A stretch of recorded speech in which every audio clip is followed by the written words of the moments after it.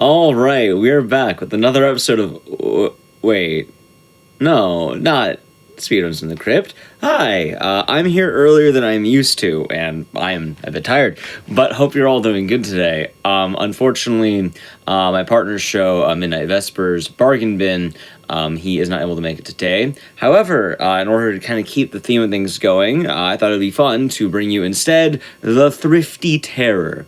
I like to kind of lampoon other shows sometimes. This is the second that I've been able to do, the first being Illegally Cute.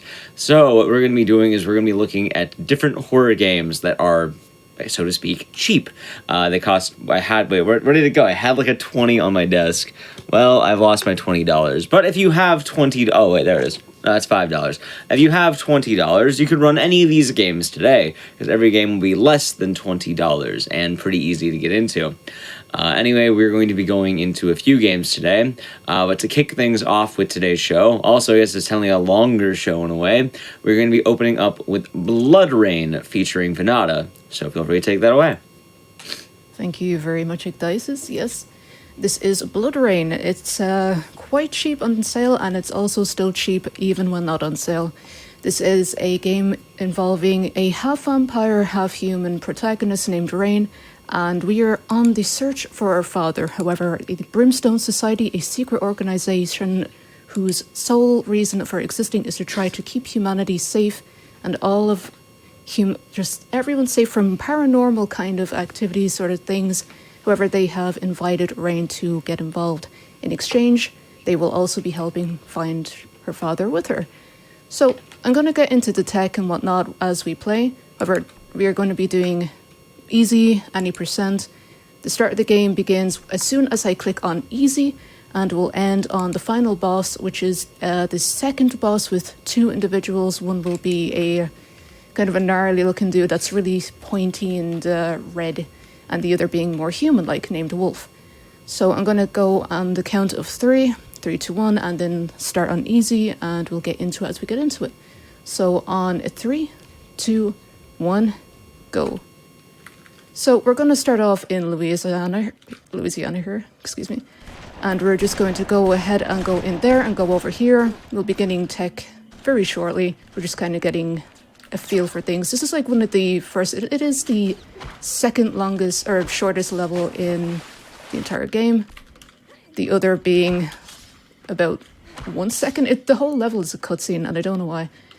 However, this is basically most of the tech you'll be seeing for quite a bit of it. It is nicknamed the drill and the cancel.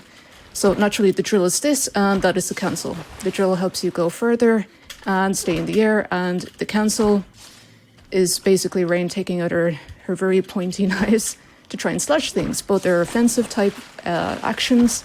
So if anyone is in the presence of Rain, sorry. Quite frankly, they're gonna get very badly injured. First, skip of the game. We needed a tendril coming out from that enemy in order to get through the wall, and as a result, we have skipped about 4 levels. It's about 3 or 4 levels, so it really makes short work of things. And these spider kind of things one of them has eaten our mentor. So we are trying our very best to go away and following it, but we're going to try and stray only a little bit from the spider. We're not going to stray too far. If you stray too far, you lose the game. So I'm going to do this to try and decrease the frame rate, because we need that thing to get off the dang tree. So it has gotten off the dang tree. There's about like an 8 out of 10 chance of the spider getting stuck on the tree, so we need to do that to decrease our frame rate. In terms of frame rate, I'm running this on unlimited because we need a minimum of 400 frames per second to run the game, and we also need it to be on Legacy. Legacy is the only version of the game in which we can actually do this, because Terminal Cut has unfortunately hard-coded 60 frames per second into the game. So when I mean that I don't want to stray too far from this little spider thing, it is because as soon as you stray too far from this little, it's a Morizarek, that's the actual name of it.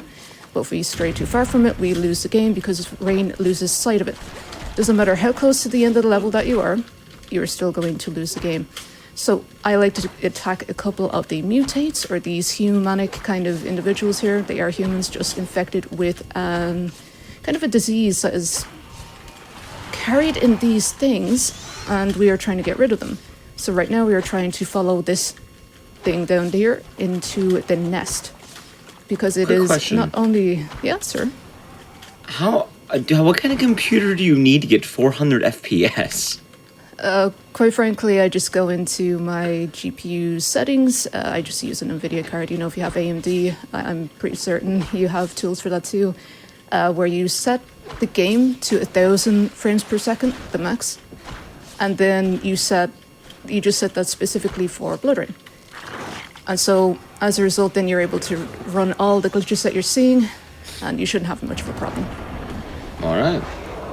There's online tutorials for it as well if anyone runs into any issues doing that. So, this is kind of the more fun part is the game. You gain slow motion abilities. And so, you're going to be seeing a lot of going through walls and corners. You'll be seeing walls, but it's really a corner, trust me. So first on the agenda, Brimstone Society has sent us in here to annihilate a bunch of targets. And in exchange of this, they're helping us find our father. So, god dang it. What you saw was the quick kill. And you get the quick kill essentially if you take the enemy off guard, or you kind of do something to fluster them or take them off their guard. And that's what happens with the enemy there. Because otherwise they'll raise up their weapon to try in a feeble attempt at protecting themselves, but nevertheless. So we're going to shoot this, or maybe just slash it, and do that. Immediately off the cuff there is a skip here, and we're going to go through here, down there, and this is the end of the level. So there we go, I'm just going to shoot that over there. You can shoot most of these things, just the second one that we had found was not at all able to be shot.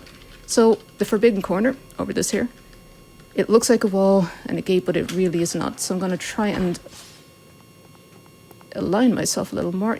Once you see the pillar that's kind of shadowed, you can go ahead and do that into the void. Hope for the best. Doesn't matter. I need my weapon a little bit here. So we're going to go in there. And now we're entering into kind of some territory where we're going to see some funky looking stuff going on. This door, you have to kick it down. Now, the Daymites in particular are... This isn't the first game to have them, actually. It was in Terminal Realities... I think it was... Dang it, sorry, my bad. I was trying to remember, and... Yeah. It is the Blair Witch game, the first one from Terminal Reality that they made. And like it the did look more... RE-Com? As... I never played it. It's more of a survival horror, though. Ah.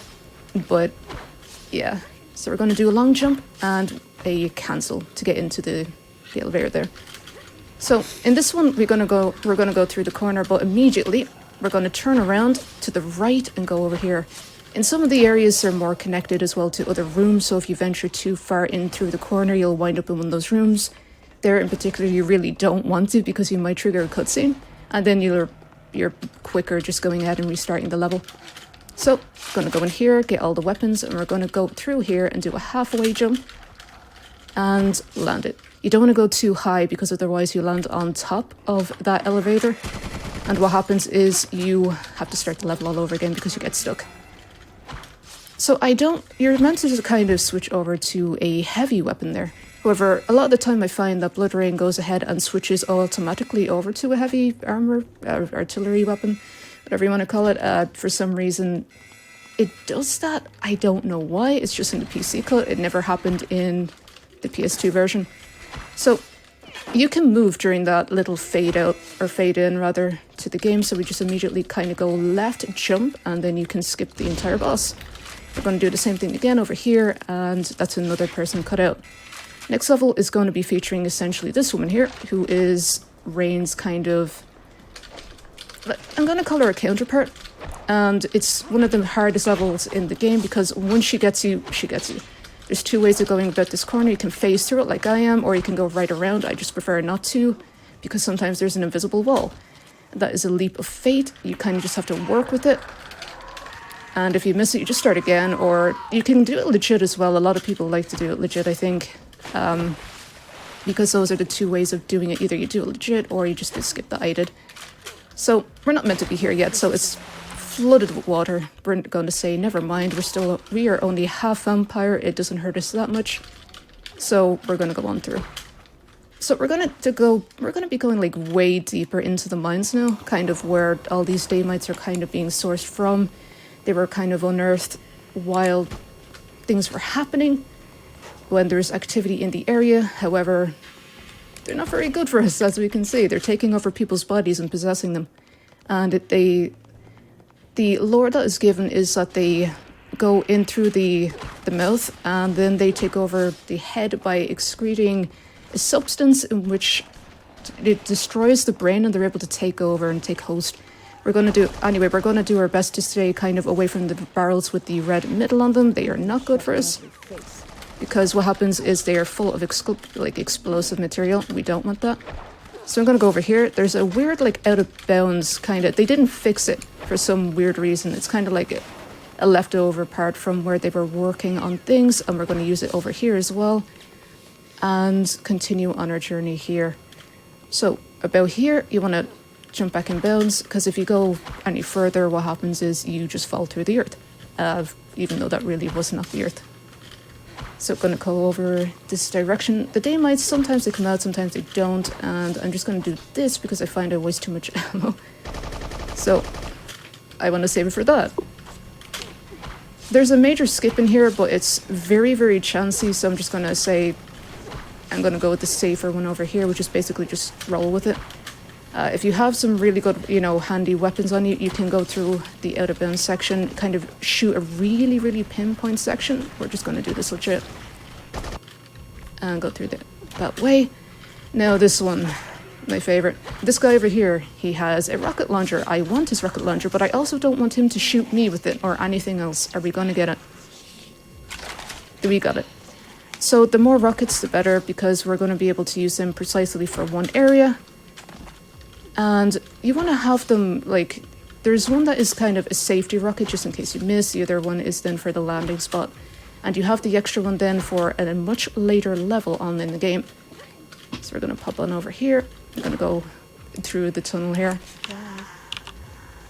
And we're going to slash these people just because we don't want to get shot too much. It doesn't really matter though, we're on easy, so, but nevertheless, just things that you pick up. And then we just have to go along through here, and we wind up in this section here. All we have to do then is drop down, and piece of cake. So this one, believe it or not, there is a corner. There is a corner, trust me. And we're going to try and phase through the corner, so we can skip about half of the level, go through here. And then we have these Guardian Daymites. We don't need to do that, we're going to skip it. And remember our rocket launcher? Well, we're going to be shooting that in this level. And again, there's going to be another corner. And jump. So we're going to use this leverage to get up top here.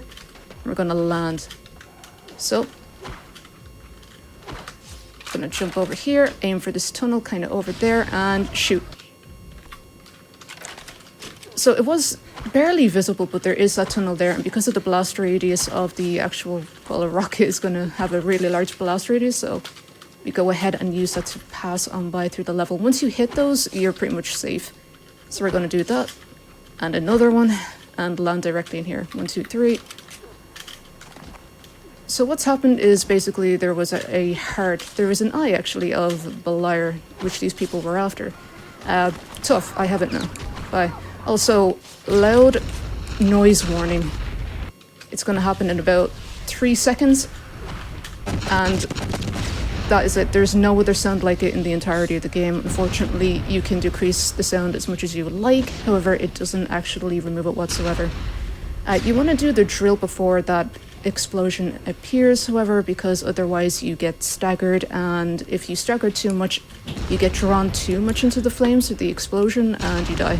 And then you just have to do the level entirely all over again. No skips have been found so far, so we're just going to do it legit. We're going to go and pass on up over here and jump. And there we go. So the whole place is a wreck, but we're just going to continue on here, and we're going to try and find a sweet spot over here. You don't want to go too far to the left, but I'm going to try and get it all the same, because there it is. Now that is our new vision ability. You just want to do a drill quickly in here and do a cancel up here, and that's the end of the level. And that's the really short level that I was talking about, that was only about a second. The whole level is a cutscene. So, that was a boss in there where there's all the rubble. We would have been going in there usually. However, since we have skipped it, there's a whole bunch of dialogue that we missed. Rain says she isn't done here. I concur. I'd say we are done there. So we're going to go over here and jump on that. And on top of this, cutscene. There we go.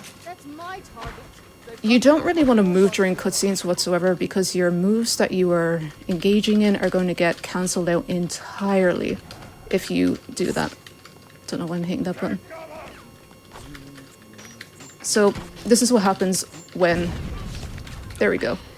So they do try to protect themselves, but we are able to get on them all the same and remove them as a target. And then we're going to go back to where we came over here, and we're going to go through that same corner because it serves two purposes. It serves two floors, so through there.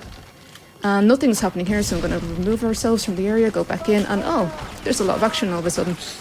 And there's a guy in here, and I'm just going to do the same thing as we did before and remove him as a target. And after that, we are free to actually leave the level. Now, these things are called Hedrox. Hedrox the Unlimited. The more you slash at him, the more of him will come into existence.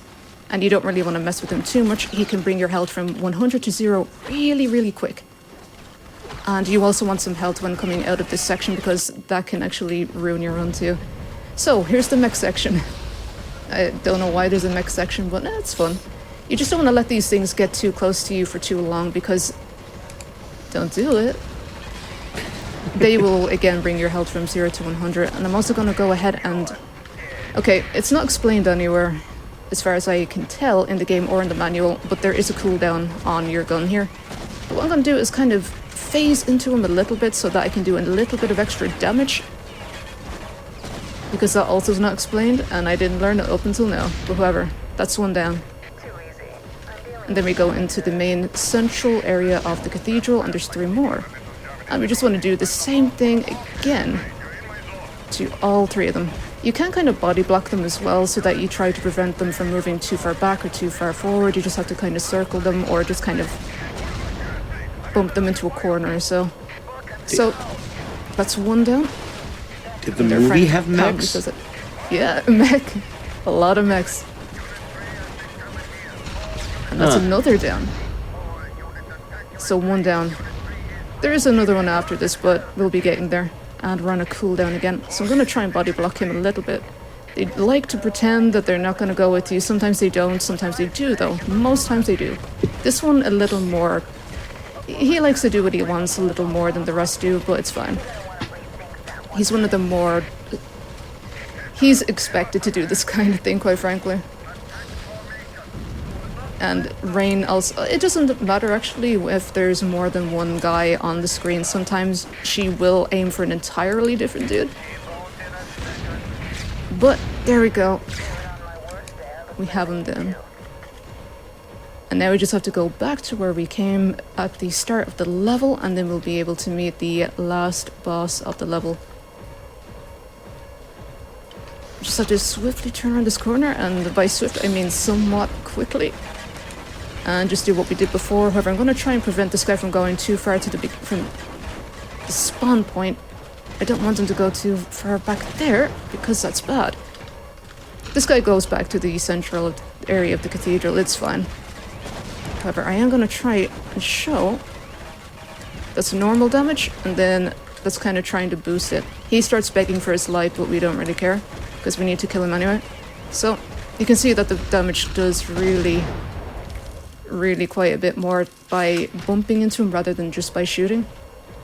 And then there's going to be a bunch of guys in jetpacks coming in. Believe me, it gets a little wild, the game. There's also going to be these weird bat creatures, but also Hedrox, he may look like a werewolf. He's not, he's actually like this different type of vampire entirely. And I think the bats are too, actually. They're just these more advanced forms, whereas Rain is human. These things have been in this region for a really long time. And as you're going up here, you really don't want to take many risks. You want to take it as safe as possible, because if you fall down, you have to climb all the way back up. So I'm going to do that. And there we go. There's going to be a little cutscene kind of showing the carnage here with these newfound bat demons, and there we go. Shoot the glass, have a little cutscene, and then we go on in. So, believe it or not, there's another little corner here that we can phase through. It can be a little bit more finicky, but we got it. And we still have our rocket, which is beautiful, because I'm going to be needing that later. So, one of the guys has gone ahead and decided to say, oh, god dang it, she didn't allow me to jump. There is a guy in there, and he's trying his best not to get murdered by head rocks right now. So, hopefully he can be murdered by me instead. I'm going to phase on through here into the corner, and then we're going to go in and feed on this guy here. Sometimes Rain will go ahead and feed off of head rocks instead. We don't want that, but sometimes it can't be avoided. It is just one of those weird finicky things. And we're going to go through here again to exit and go over to this building here, where the second target is. And I'm going to collect a grenade there. And down here we go. In the cutscene, it's just Hedrock's taking his life on our behalf because we need to take him down. However, they want knowledge. That's their main reason for existing in this world, where it's just like, hey, they have these weird Demogorgon-looking hands, so they just use those to absorb not only brains, but wisdom that people might have, and then that's just kind of their deal. Their sole drive in life, taking people's knowledge. I'm gonna go in through here, and in through here. Alright, screw your boxes, go over here. Now, this is kind of a tricky one. Sometimes you will wind up falling through, and there will be a fade like that to go into this next level. However, if you fall from the level that was below that we jumped on, what can happen is Rain will die, and you will spawn into this level dead. So, in order to prevent that, I just went to the level that was a little higher, and we dropped down. So Hedrox is also going to help us make short work of these sections here, these little beams. Or not beams, but yeah. There we go, and the more you slash at them, the more likely it is to trigger another little cutscene where it is saying, hey, you know what happened? You know the meaning of infinite, don't you? But it's cool. They landed in some water, and now we don't have to worry about them ever again. So, best level in the game, the bridge. Wait until that tire a little bit, jump twice, and then aim. There we go. So, these guys can shoot all the rockets at you. Like that. We try to avoid that as much as possible because naturally we don't want to die. And sometimes it can be very easy to get shot by them, by the rocket, if you let that one guy live, so that's why I took him out. So there's going to be 2 cutscenes on this bridge that is now exploding behind us. And after the second one, we're going to be looking at the second light on the left. About 3/4 of the way there, we want to start jumping because the bridge not only gives out, it is also random in how it decides to break. So I'm doing the safe strat there, where it's just wait until you get over the bridge and then take care of him. If he's on the bridge, however, you really want to wait for him to come back off of the bridge, because if you try to wreck him there, you're probably going to encounter a glitch where the enemies become invincible and you can't kill them. You might get lucky and you might fall, but you know, we don't want to take that risk. These guys are actually probably the 2 most interesting characters on the enemy side.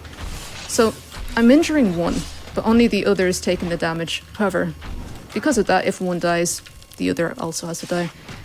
And there's a bit of a difference in dialogue. I think it's if you kill Sigmund first? I can't remember. If you kill one of them first, one of them has this unique dialogue compared to the other, where they're both completely enamored with Rain, but one more so than the other. That was also our mentor, and we're coming up to the final boss now. We're going to say, you know, oh, I really miss you, Mince, but we're going to do our best to avenge you. So going on through here, and here we go. This is Beliar and Wolf. And I'm going to try and wait for him to get over here. There we go. That vision is really finicky, by the way. What happens during it, it's really sensitive. Like, it works, so you get to aim properly, but the thing is, at what cost? Quite a lot of stability. So what we're going to do here is grab the grenade launcher. In version 2.0, there's only one of these unless Wolf decides to give us one as well, because sometimes Wolf brings down random weapons or refills them entirely. So it's really nice to have when he does that. It's pretty cool. Okay, he's getting too close. Now, I don't know if... Yes, he did. Okay, that's fantastic. Wolf has brought down the rocket launcher, which is fantastic. And also fantastic, not that, but the fact that we managed to say, hey, we got another one. Okay, fantastic. So we need to feed, but that's fine. We need to make sure that this guy does not actually get upstairs, because we may encounter the glitch again where they become invincible. And I don't want that. There we go, and he's dead. Time. All right. GG. I'm just, Thank you. That was a fun run. While we're at the credits here, do you have any shout-outs you want to give to anyone? Basically just shout-outs to the BloodRayne. It's a very small community, but there's a few people there, and by a few, well, hopefully it'll grow soon, but someone made an auto-splitter.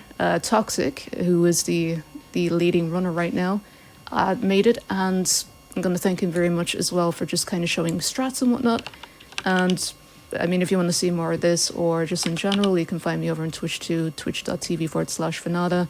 Other than that, I'm also just going to thank you for having me on the show, and good luck to you and the rest of the runners. Yeah, thank you. Also, did you PB?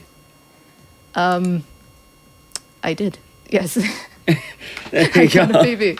Yes. That works out pretty well. Yeah. Yeah, because I was looking like you have a 2406 IGT, but you got like a 2309. Yeah, it's a 2309 by this as well. So that's really good, actually. Almost 40 seconds better than my actual PB, because I got a different one again. Yeah. Hey, well, congrats to that. Thank and you. as well, once again, for anyone who did either miss the run or if you enjoyed the run, definitely check out Venada on twitch.tv/Venada. You post the link in chat here somewhere. Hold on. There we go. See, there we go. Also, for anyone wanting to get into this game yourself, as you there's plenty of resources, there's the Discord, and you can buy this game for, I want to say, about $15 on GOG, or I think even Steam. So it is pretty cheap and pretty fun from what we can see here. Anyway, I thank you very much, Venada. It was a fun BloodRayne run, and we're going to be right back very quick. We're going to take a quick wellness break. This is the time to stand up, touch our toes, stretch our legs, and not die of blood clots while we set up for the next game. So we are going to be right back very quick, so don't you go anywhere. Alright, we are back from the break. Welcome back, everyone. Good news, I found my $20, meaning I can buy any of the games on today's docket. I hope you enjoy that run of BloodRayne. Venada always does a great job, one of my favorite runners, and a really intense game. I knew a lot about the tech, but I honestly did not know about the mechs, so it was fun to see mechs in a vampire game. But yes, today we're continuing on the Thrifty Terror. This is going to be a version of Bargain Bin, ran by our partner show, the Bargain Bin by Midnight Vesper. So once again, I hope you're all having a great day if you're just coming in. Before we do begin, I do just want to say that if you are interested, One and Done-a-thon is coming up again, where you can show off your favorite run, only one, and that's your only appearance in the whole One and Done-a-thon series. The idea is you do the run, you get banned from the event, so it's fun to do. The second installment will be happening on August 13th to the 14th. The submissions are currently open for that if you would like to join for the rest of the night. Use !OADAT in chat to find out more information and submit your run. Alright, so continuing on in the world of cheap games. Our next game is going to be kind of a weird one because it's both PC and console. The console version might be a little bit more expensive, however, you can buy this game on PC for pretty cheap. This is going to be Cold Fear. It seems kind of strange. It is kind of like RE4, but it's not. But also it existed before RE4 in terms of development. Anyway, what I'm saying is this game is like $10 and it's really neat. So without further ado, here is DJ Rebirth with Cold Fear. Take it away. Hello everyone, hello Games Done Quick, hello world. My name is DJ Rebirth and I am a retro horror streamer and speedrunner, and I'm also a DJ. This is my very first time on the show, so thank you so much again, Games Done Quick and Ecdysis, for having me here.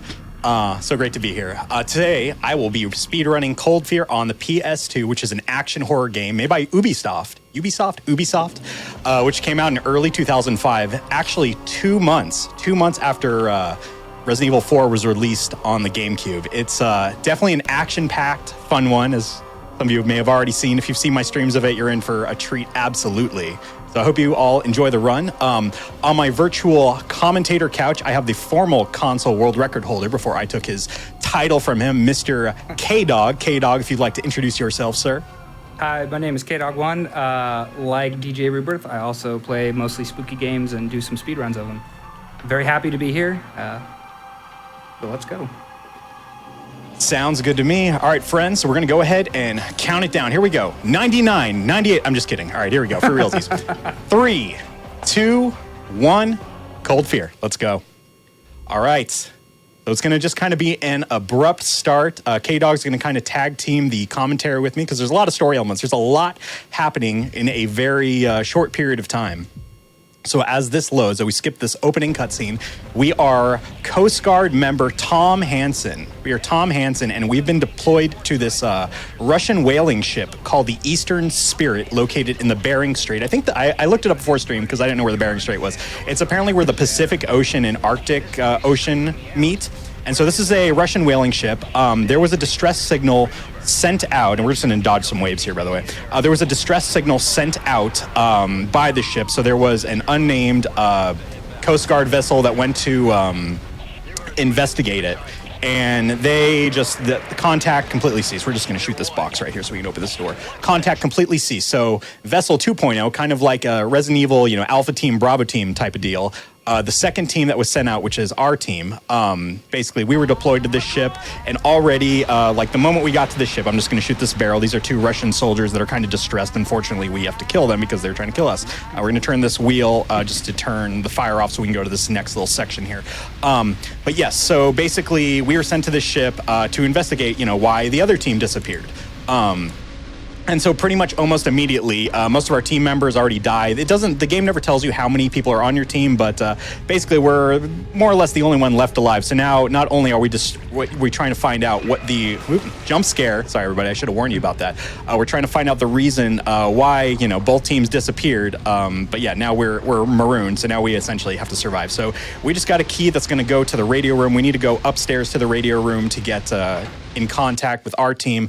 We were being directed by Special Agent Jason Bennett from the CIA. He's kind of the person orchestrating, all the teams going to these places and investigating everything. So yeah, right now we're en route to the radio room just to get in contact with our team, get some more information. So K-Dog is my wonderful commentator who's got all sorts of interesting tidbits about this game. There's a lot of craziness that surrounded this game just in terms of development, movie rights, things of that nature. So if there's anything, you want to drop in, K-Dog, feel free. I'm just going through some doors. We're just going through a kitchen and stuff. Well, yeah, when you were talking about it, I actually, now that I'm thinking about it, I don't know, do we even see any of the other Coast Guard members throughout this entire game? As far as as far as I know, we don't. We only see Lansing. He's already kind of dead when we find him.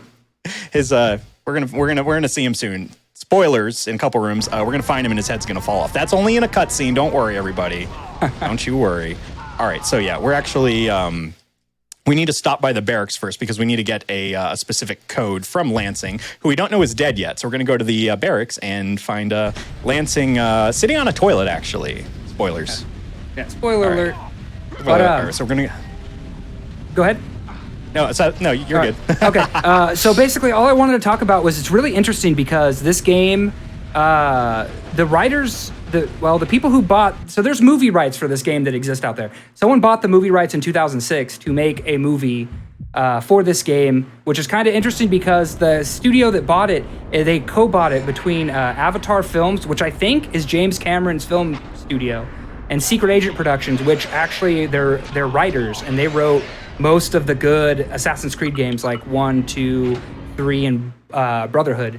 And so I thought that was kind of interesting. But the point, I forget the point that I'm trying to make. Sorry, I'm a little excited about this.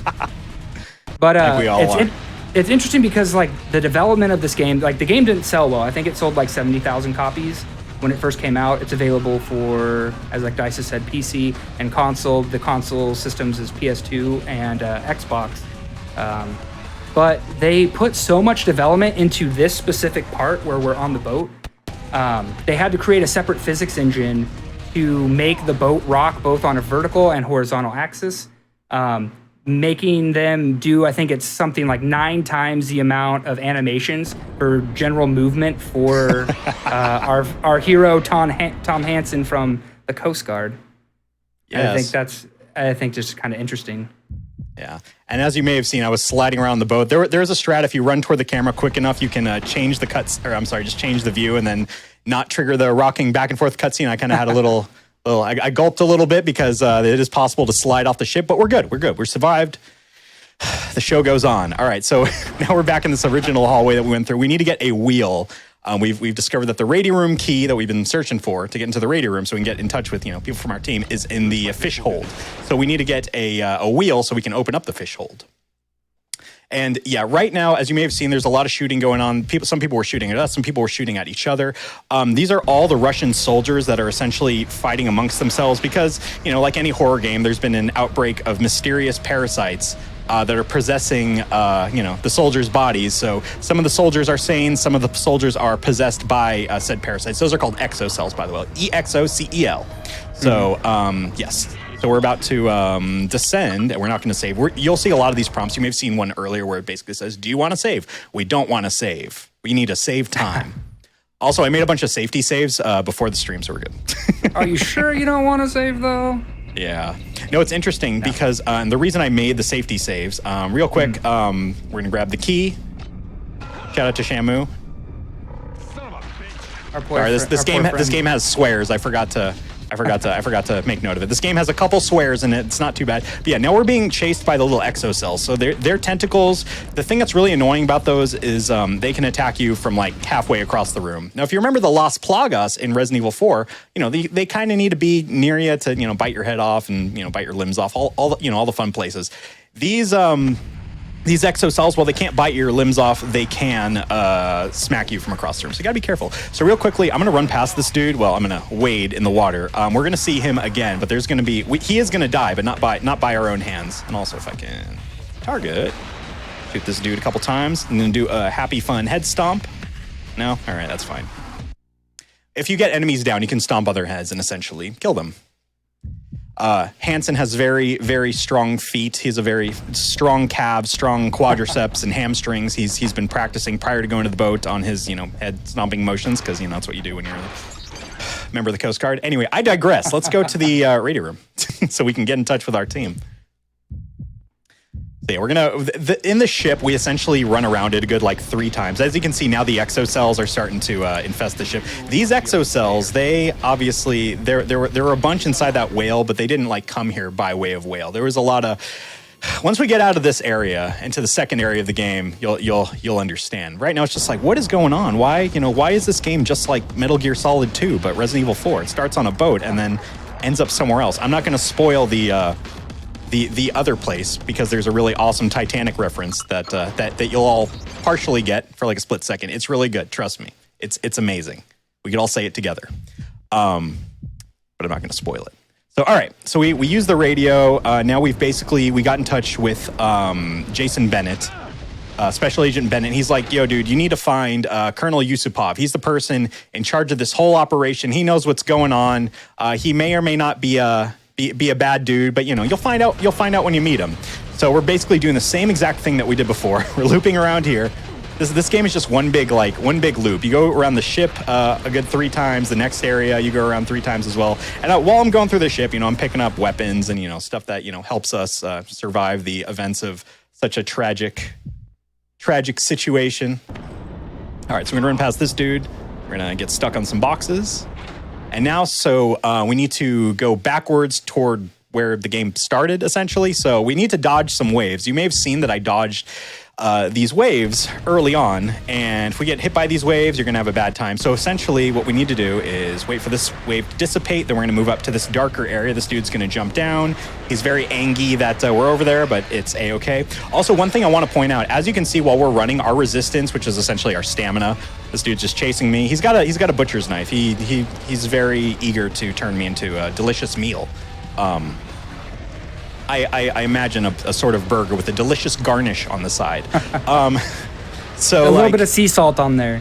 Ooh, that sounds good. I'm gonna have to do that later. All right, so this dude's just very angrily attacking us. We're on his favorite perch. So he's like, "You get off," and I'm like, "No." So here's what's happening. So now we're going into this little crow's nest area. We're gonna meet Colonel Yusupov. He's gonna be like, "Oh, there's parasites everywhere. Please rescue Anna." Anna's a girl who's kind of central to the plot, who I will describe in just a moment. But first, we got to shoot this exocell, which burst out of Mr. Colonel Yusupov's chest, much like a xenomorph. We're going to search his body as well. Okay, nothing there. Sometimes you can get ammo, health items, stuff like that. There is going to be an opportunity to get health very shortly, so we'll be okay. So basically now we just picked up a very, very important weapon, which is a spear gun. The spear gun has been laced with a pheromone that essentially can distract any organism that has an exocell in it. So if it's a human with an exocell inside of it, it'll distract them with a special pheromone, exocell by itself, and any other exocell-derived enemies. So now we're going to go into the basement of the ship because we got to do some stuff to essentially progress the plot. There's a cutscene. You just get, little cutscenes sprinkled in here and there of like, jump scare, typical horror game stuff. And everyone's favorite, we get a fun escort mission coming up, which is everyone's favorite thing that somehow existed in the 2005 era. I also run Silent Hill 4, so I know all about the escort quests. Wouldn't recommend it. Run the game, it's fun. Play the game, it's fun, but just set your expectations low. But set your expectations high for this game. Sorry, go ahead, Gay-Dog. Yeah. Gay-Dog. Luckily, Anna's not as troublesome as Eileen can be. Yep, Anna's a lot better. All right, so real quickly, we're going to go ahead and shoot these barrels. We're also going to shoot these exocells with the pistol. The pistol is very, very good at destroying the exocells, unless you miss, like I just did. So, all right, so we're going to grab the key to the engine room, essentially, the shaft room, as they call it. We're also going to shoot this exocell. The reason we need to kill the exocell specifically in here, there's a bunch of human bodies just kind of chilling on the floor. They're very much not alive, but if the exocells get into them, they become formidable enemies that we have to deal with, and I don't want to deal with them, so... Now we won't deal with them when we go back through that room. All right, so now we are in the propeller shaft room. We're going to pick up as Tom says, the good old shotgun. Tom's got a bunch of one-liners. That's great. All right, so we're going to just dodge this very erratic enemy. All right, now we're going to go across here. He's going to try and stab us, as enemies do. We're going to do a really fun strat that I actually learned from the... After I learned K-Dog's strats for running this game, I watched the uncapped frame rate world record on PC by a gentleman by the name of Weakman90, and he utilized the pheromone darts very effectively, and that's where I learned, oh, hey, that's right. You can use that to distract enemies. So you'll see me using that quite a few times in this run. It's just really, it's a very powerful... just a powerful weapon in general. One thing I want to point out about the resistance is there is an 8-second cooldown between the time your resistance runs out to the time it regenerates. So there'll be a lot of times where I might stop running just randomly in the middle of a room. Just for safety, I'm going to grab this health right here. And then we're just going to, casually stroll around for a good 8 seconds, just, waiting for our heyday so we can, get some resistance coming back. One of the cool things, too, is that the moment you enter a room, your resistance starts charging up. So you want to wait for that to happen. Otherwise, if you start running, forget it. Your resistance is going to get stuck in that 8-second loop. It is just, it's so mean. This game is so mean. So much. Especially because resistance is tied to things like if you get hit by a wave, it can knock you off the boat. If you get pushed off like a cliff, instead of grabbing the ledge and pulling yourself back up, you'll just fall to your death, and then it's instant kill. Yep, this game is very mean. Hence the safety saves we've made. All right, so we're back in the fish hold one more time. Just supplemental shout out to Shamu since this is the last time I'm going to be in this room. Word. All right, so now what we are going to do is we're going to rescue Anna Kamsky. Also, spoiler, I say it a lot. This floor is now electrified because this box back here has been popped. So the cool thing about that is it kills every enemy it comes into contact with in the in the water. Also, I'm gonna start using the shotgun here because there's gonna be a couple enemies coming down here. The way to dispatch them, no enemies. All right, that's fine. I'm good with that. Oh, there they are. Ooh. Late to the party, fashionably late. All right, so we only have to actually kill one of them. Oh, we did it. We got a double shot. Ooh, that's fun. That's fun. Wow. I like that. This game always surprises me. It's amazing. All right, so we're gonna stop in this room. We're just gonna get some more ammo. There are these ammo depots. There's actually only 2 in the entire game, but they are very, very important because we're gonna need them to, help us succeed. We want to set ourselves up for success. So speaking of setting ourselves up for success, we're gonna go into this room now that we've got the key to this room, and we're gonna rescue Anna Kamsky, who is the daughter of Dr. Dmitri. Not Dmitri, Dr. Victor Kamsky, who's like the central scientist who's been just working on all the research associated with these parasites and all that good stuff. So and K-Dog, feel free to interrupt me at any time if you have anything fun pertaining to any of the items. Oh, feel free. This is a group effort. Yeah, I mean, pretty much you've been covering it all. You've been doing a good job. Well, in this case, I actually have a question for both of you here. Yeah, absolutely. Yeah. How do you get into a game like Cold Fear? Because I played this game randomly because someone gifted it to me, and I didn't know it existed, and I was enjoying it the whole time. But how did you, 1, play the game, and then 2, want to run this game? So once upon a time, I was in K-Dog's stream at work, and I was just very bored, and I was like, I need to put Twitch on, otherwise I'm going to go insane. So I turned on K-Dog's stream. By the way, we're escorting Anna through this area, and K-Dog was running this game, and it was the exact run that he got as world record. And he's like, hey, DJ Rebirth, you should check this game out. It's a horror title on the PS2, and I love horror titles on PS1, PS2, OMG. So I got on eBay seconds later. I'm like, K-Dog, I just ordered it. So that's how I got into it. But K-Dog, how did you get into this game? Because you inspired me to run this and take your world record from you. But how did you get into it, sir? Well, this is kind of funny. I was watching Ecdysis, and Ecdysis made a really good point because I was a person that never really got into speedrunning. I love it. And so I watched Ecdysis, and he's like, take every world record you can. If there's not something on the leaderboard, get it. So I have a collection of rare horror games I've been collecting since basically 2007. So I have a copy of Rule of Rose. I ran that and got a world record that I attribute very much to Ecdysis for helping me with the splits. He gave me the splits. And so I just started looking all the games that I had in my catalog and trying to find which ones didn't have splits or didn't have times submitted or just not competitive times. Like it's just one person on the leaderboard. And this one didn't have anything. And so I was confused, like, oh, this must be a really bad game. I ran it and it's rough. Playing this kind of blind or a casual playthrough can be very difficult because this game doesn't have there's no map system in game. You have to have the manual, and the manual has like a very rudimentary map. Complete in box. Yeah. So when I just decided I'd run it, I didn't actually realize that there were PC times, but that's probably because I wasn't paying attention. And so I ran it and was like, DJ, you got to run this game because then it's not just me running by myself. Yes. And granted, it took me about 8 months. It took me about a month to start a casual playthrough of this because I always like to do a casual playthrough of a game if I'm running it because I want to know the story and what exactly I'm getting myself into. And then finally, about 8 months later, I'm like, all right, let's learn the run, and it was like the greatest thing ever. And I'm so happy to get into this game. It's just fun. It's just absolute madness. It really is. One of the things I really like about this run specifically is there's not a lot of tech in it as far as like no skips. Can I say something real quick? Yeah, go ahead. Some tech that I am doing though is I'm using this pheromone gun real quick to distract these little exocells so I can drain the water from the lower chamber. Anyway, that's it. I forget about that because I didn't know that through my first playthrough of the game. I actually had to look at it today in the manual, and the manual does say that that's exactly what that gun does. I never used that gun.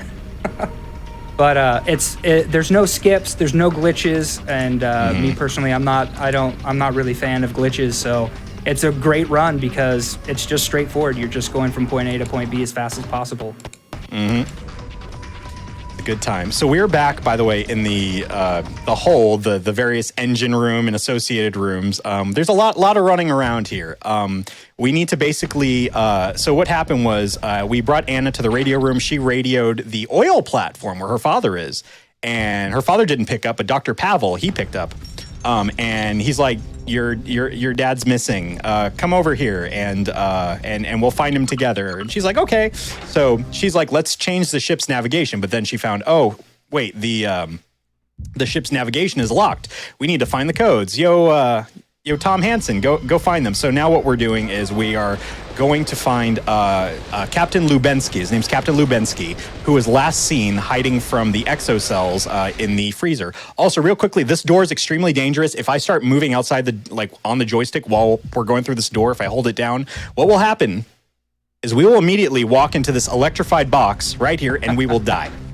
That thing has claimed me so many times. It's such a simple little thing you can dodge, but remember, that's the box that electrified the water. So it's just, it's paying it forward. Paying it forward. So now we're grabbing what I like to call the corpsicle key to the captain's quarters. Also, freeze frame. Because I got froze.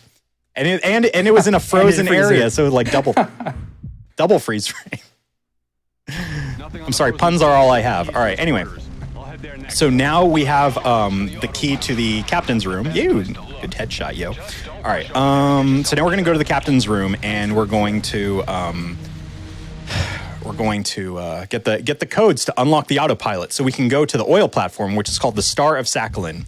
The oil platform turns out is where these parasites were discovered. So they were in fact discovered on the Earth, and we are in the Antarctic region. Oh my God! Ooh, QTE! I can show off the QTEs. All right, cool. Let's go. So if an enemy gets close to you, we try and avoid these, but basically you'll get a QTE that they just hop on you, and you press the button, and then you eventually shoot them if you have enough stamina. We were very lucky there. So actually, what I'm going to do is coming out this door, I am going to wait for our stamina just to recharge a little bit, because there is an enemy right around this corner, and I don't want to get eaten. So in an effort to not get eaten, because remember, he's got the butcher knife. We're now going to go through this happy fun door, and now we're going to read the captain's logbook. We're going to get the unlock codes for the navigation system. So now we can reach the Star of Sakhalin. So now we basically we just found out from Anna in a skipped cutscene that we can't dock with the oil platform. We need to literally crash the boat into it. So if anyone here's seen Titanic, I know, weird segue. If you want to, when I tell you in chat to say, and you'll participate only if you want to say, I'm king of the world, not yet.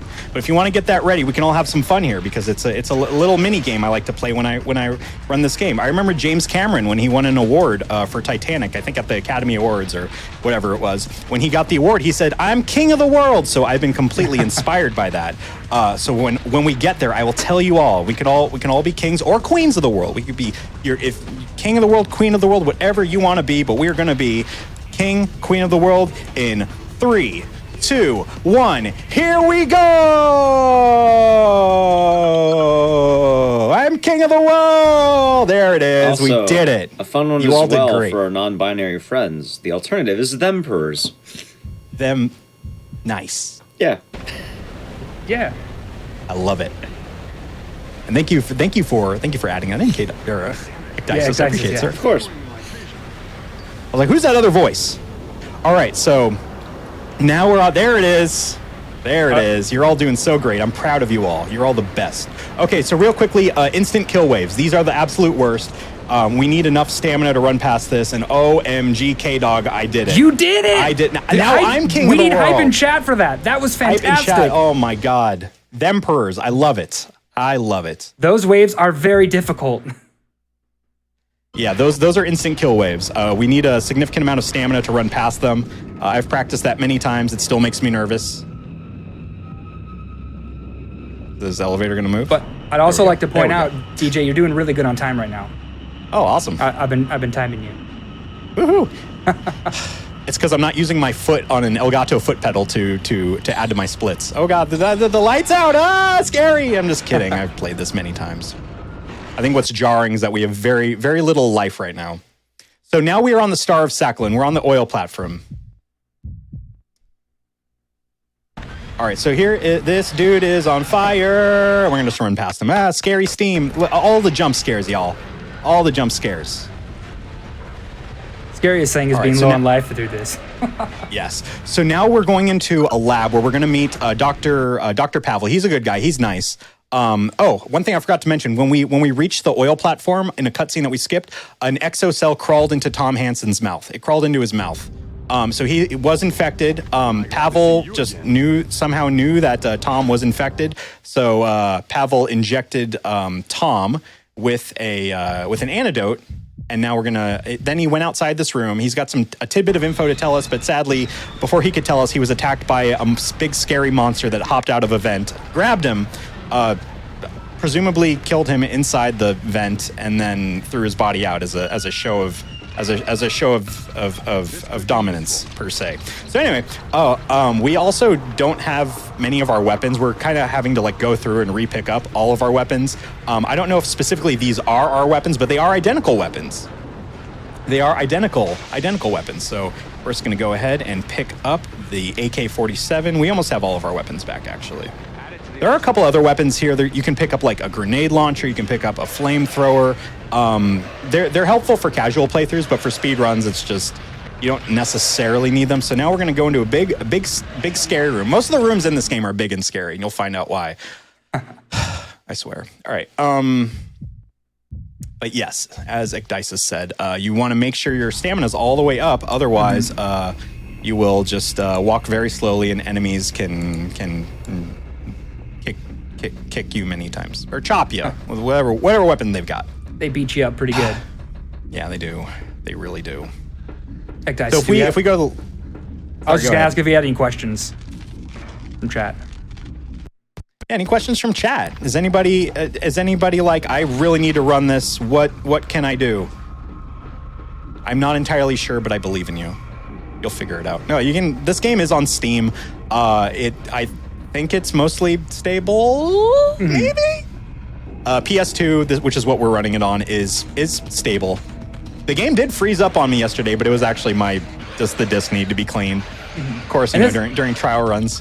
And these games aren't prohibitively expensive, which is one of my favorite things about them. Is I think Cold Fear on PS2, if I last looked on Mercari, you can get it for $23. And then on the Xbox version, I think it's right around that same price point. And then, of course, the Steam version is cheaper, but it obviously requires more tinkering because all character movement is timed to frame rate. So if you have a modern computer, your frame rate's probably going to be really high, meaning your character's going to just zoom through this area, but so are enemies. But it's $10. But it's $10. Heck yeah. So we can't really beat that. Yes. And speaking of zooming through areas, there was a big scary monster that I forgot its name. K-Dog, you might be able to look it up, but it's the dog-like ceiling walker enemies that can just pounce you from above and just do very mean things and just harass you. Because even if you get in a QTE with them, they'll still run away. Also, okay, everybody, normally I will safety save here. I do have a safety save set on my memory card. This bridge is terrible. One of the worst rooms in the entire game. I practiced it off stream, so hopefully, fingers crossed, it'll go great, but we are on a bridge, much like Metal Gear Solid 2 again, lined with C4 explosives. You cross one, it goes kaboom-de-boom. But strangely enough, when you cross one of these beams, there's no explosion. There's just more... Hansen just gets set on fire. He's just on fire, and then he dies. The other thing I like to point out of this area that's really rough is you can actually fall off the sides of these, and it's instant game over. Same as if you run into the laser. But the name of that enemy is Exoshade. Exoshade, thank you, sir. Whew, that was scary. And yeah, there are these little slants on this bridge that if you're walking or running, you'll slide off. OMG, that was scary. And, well, we made it. All right, everybody, first kind of sort of boss fight. We're going to fight Anashenko, who is the military warlord who's defending this oil rig. Because turns out they're doing crazy genetic engineering that they shouldn't be and trying to turn these exocells into weapons because, that's just what you do in a situation like this. You find a parasite site in the Antarctic during some standard. I'm just going to shoot this barrel in the distance. We got to kill all these enemies, by the way. It's tons of fun. All right, there we go. And there are some health pickups, but we need to be very aggressive. Fortunately, we don't need to do like any headshots or anything like that. It's very, for the most part, easy to kill these enemies. We just need a lot of ammo to like get through this room. There's some pickups here and there. And essentially what we need to do is we've come to find out through a series of skip cutscenes that Major Anashenko, Yuri Anashenko, I promise I'll remember everyone's name. I'm great with names. So basically, he has access to a radio jamming room. There is a radio jamming device that essentially blocks us from communicating with our team in the outside world. So we need Anashenko's eyeball. And by way of retinal scanner, we need to use his eyeball to open it up. So what we're going to do is we're not going to blow his head off, but honestly, if you use a shotgun and you blow his head up, you still take his eyeball. When I was playing this game, I didn't know this was Major Anashenko. I was just like, oh, there's a dude with lots of ammo in a very, very Rambo-esque fashion. Hold on, let's see here. Looks for some health real quick. All right, that's fine. We're good. We're good. There's just a dude. He's angry. He's trying to kill us with his team. Okay, I'll grab the health right here. Yeah.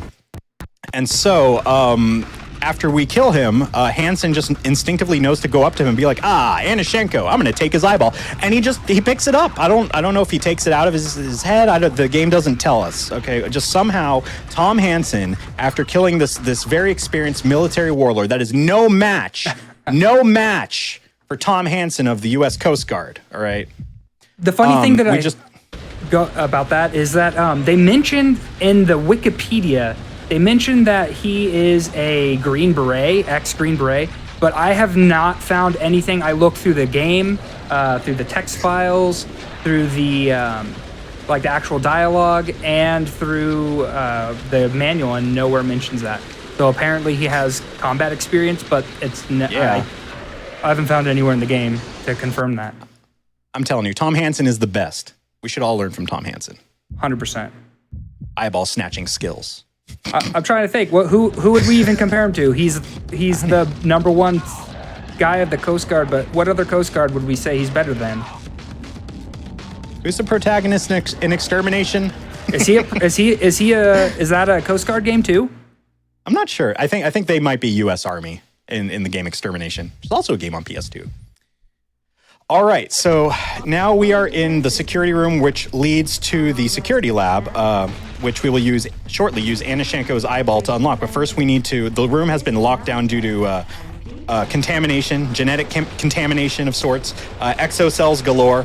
So there's a little guy messing with me. See, the exocells as well, they can just, again, attack you from wherever they want. And your health, ticks down very, very extensively. Oh. There he is. Where'd you go? Here you are. Bye. All right.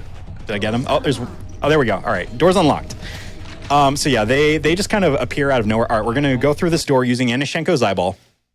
So the exocells, something will be attacking you. You'll have no idea, and you'll hear a little bird, chip, chip, chip noise, and like that. There's no birds here, and then it turns out there's just an exocell on the ground. Also, we're going to shoot this fire extinguisher real quick. And now what we're going to do is we're going to blow up these computers. I would never recommend shooting computers ever. Don't do it. You're going to have a bad time.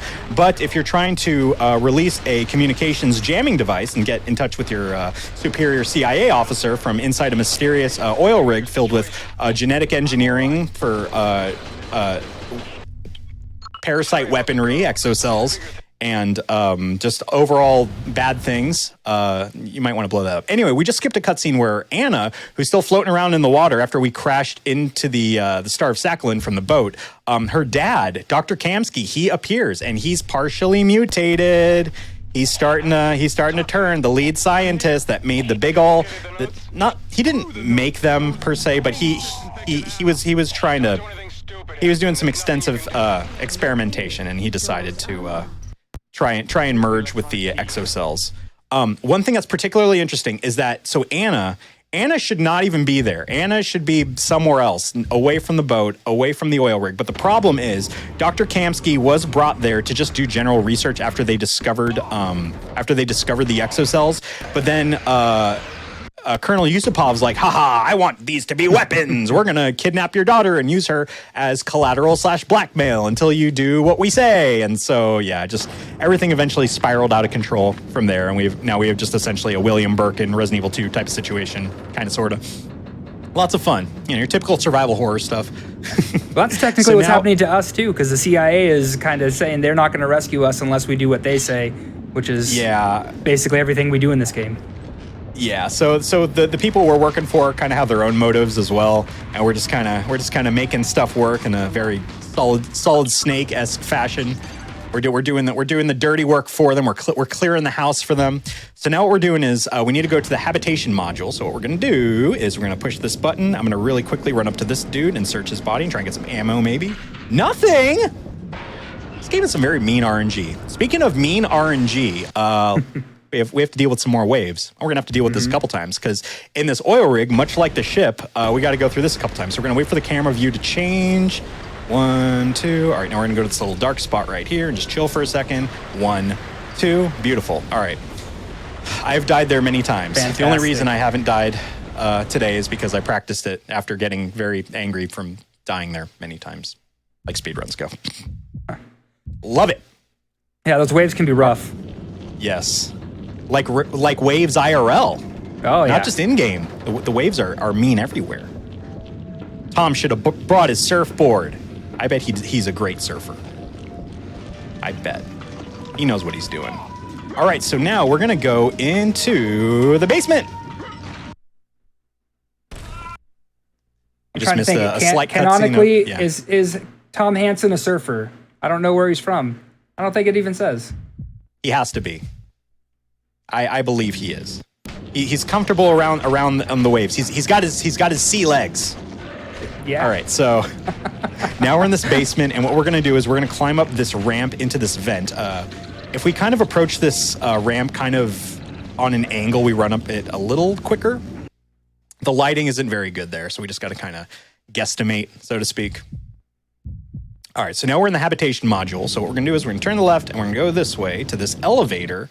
That's gonna lead to a very after we go through this elevator, it's gonna lead to a very familiar looking spot if you like survival horror games, Nate, and Resident Evil Code Veronica.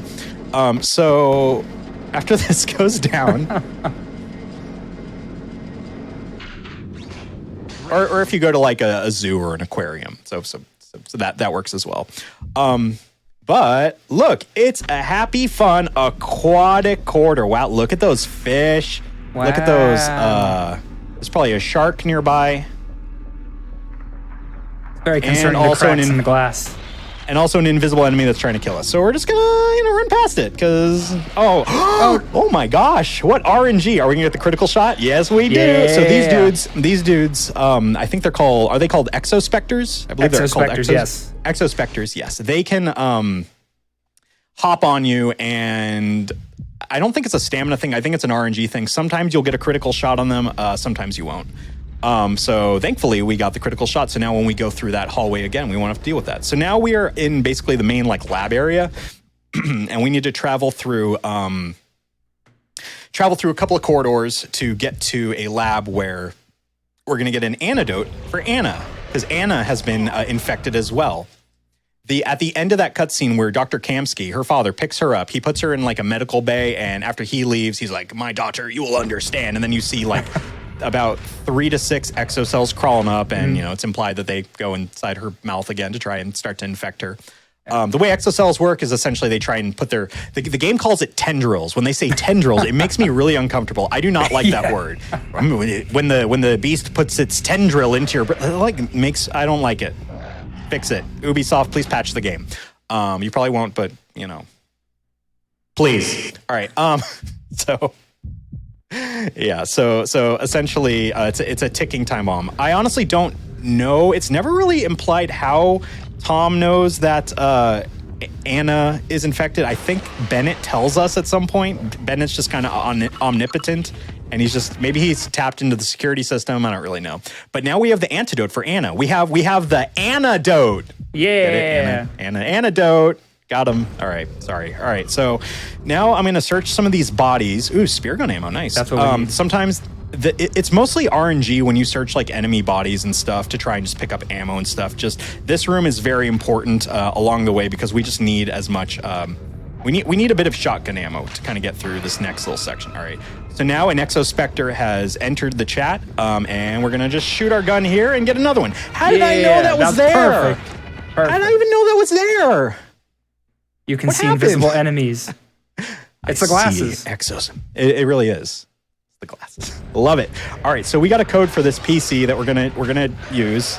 I guess we gotta shoot this old boy. What do you know? And it is the patented K-Dog mercenary skip. It's the These guys are rough. It's like, I don't know. When you're doing a casual playthrough, if you don't do that, you can have a really bad time in this room. Yeah. Actually, we have full darts. I love it. Normally, I'm like scrounging around for pheromone darts because we need them very much. All right, this room it's not really a prison. I guess it's more of just a place where they store lab subjects and stuff. There's some like of the Russian soldiers saying, "Help me, kill me, just get me out of here." So we're turning this wheel to put this fire out in this very poorly lit room. Also, one of the ceiling monsters that loves to chase us.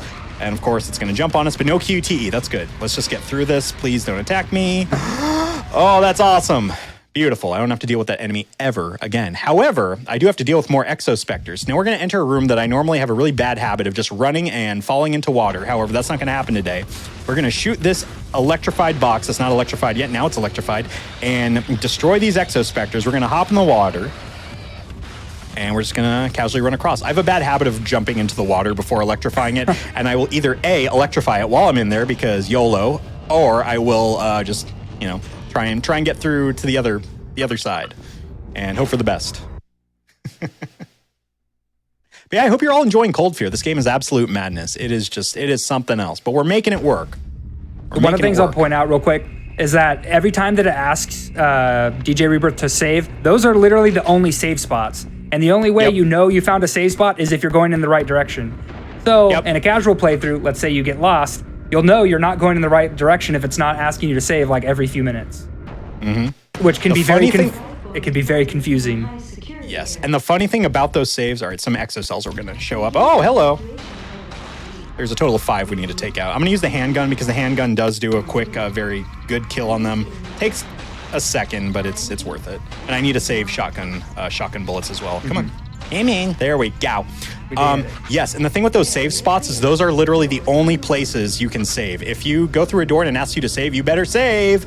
Otherwise, if you say no and then try and go through that door, that save prompt will not pop up again. Not sure whose idea it was, but, we're making it work. All right, so now we got to go to the medical bay where Anna is. We got to go in here. And now an exomass is going to pop out. And we're just going to panic and shoot a pheromone dart at the ground as quickly as we can so he gets distracted. And we need to shoot its hand off. It totally made easy work of... hold on.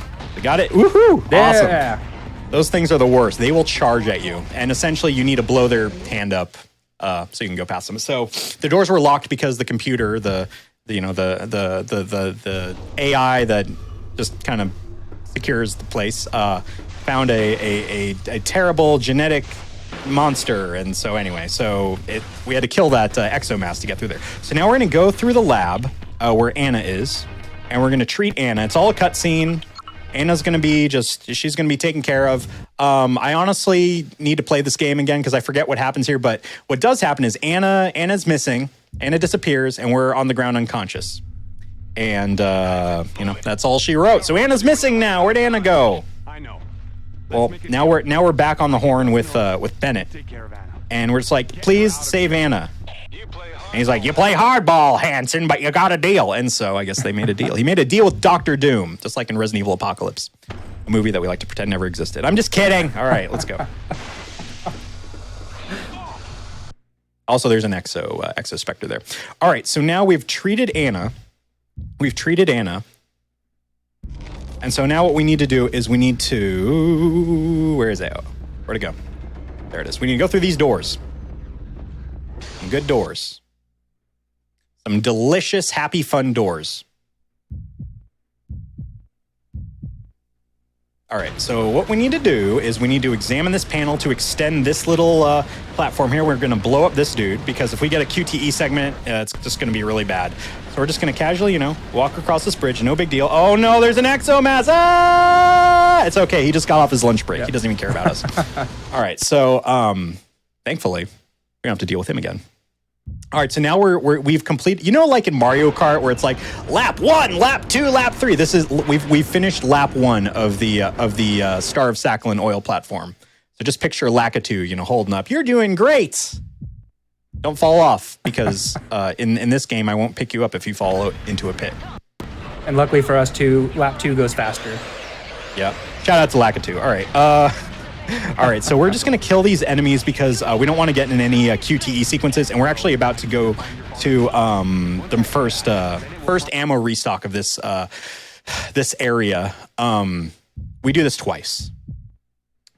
So we're going to get some more ammo. We're good on health, so we're good to go. So now we've treated Anna, and Anna's like, yo, we need to blow this place up. And Bennett's like, no, you need to get me Dr. Kamsky's research. And so Hansen, being good guy Hansen, he's like, I'm going to get Kamsky's research. And Bennett's like, heck yeah, you are.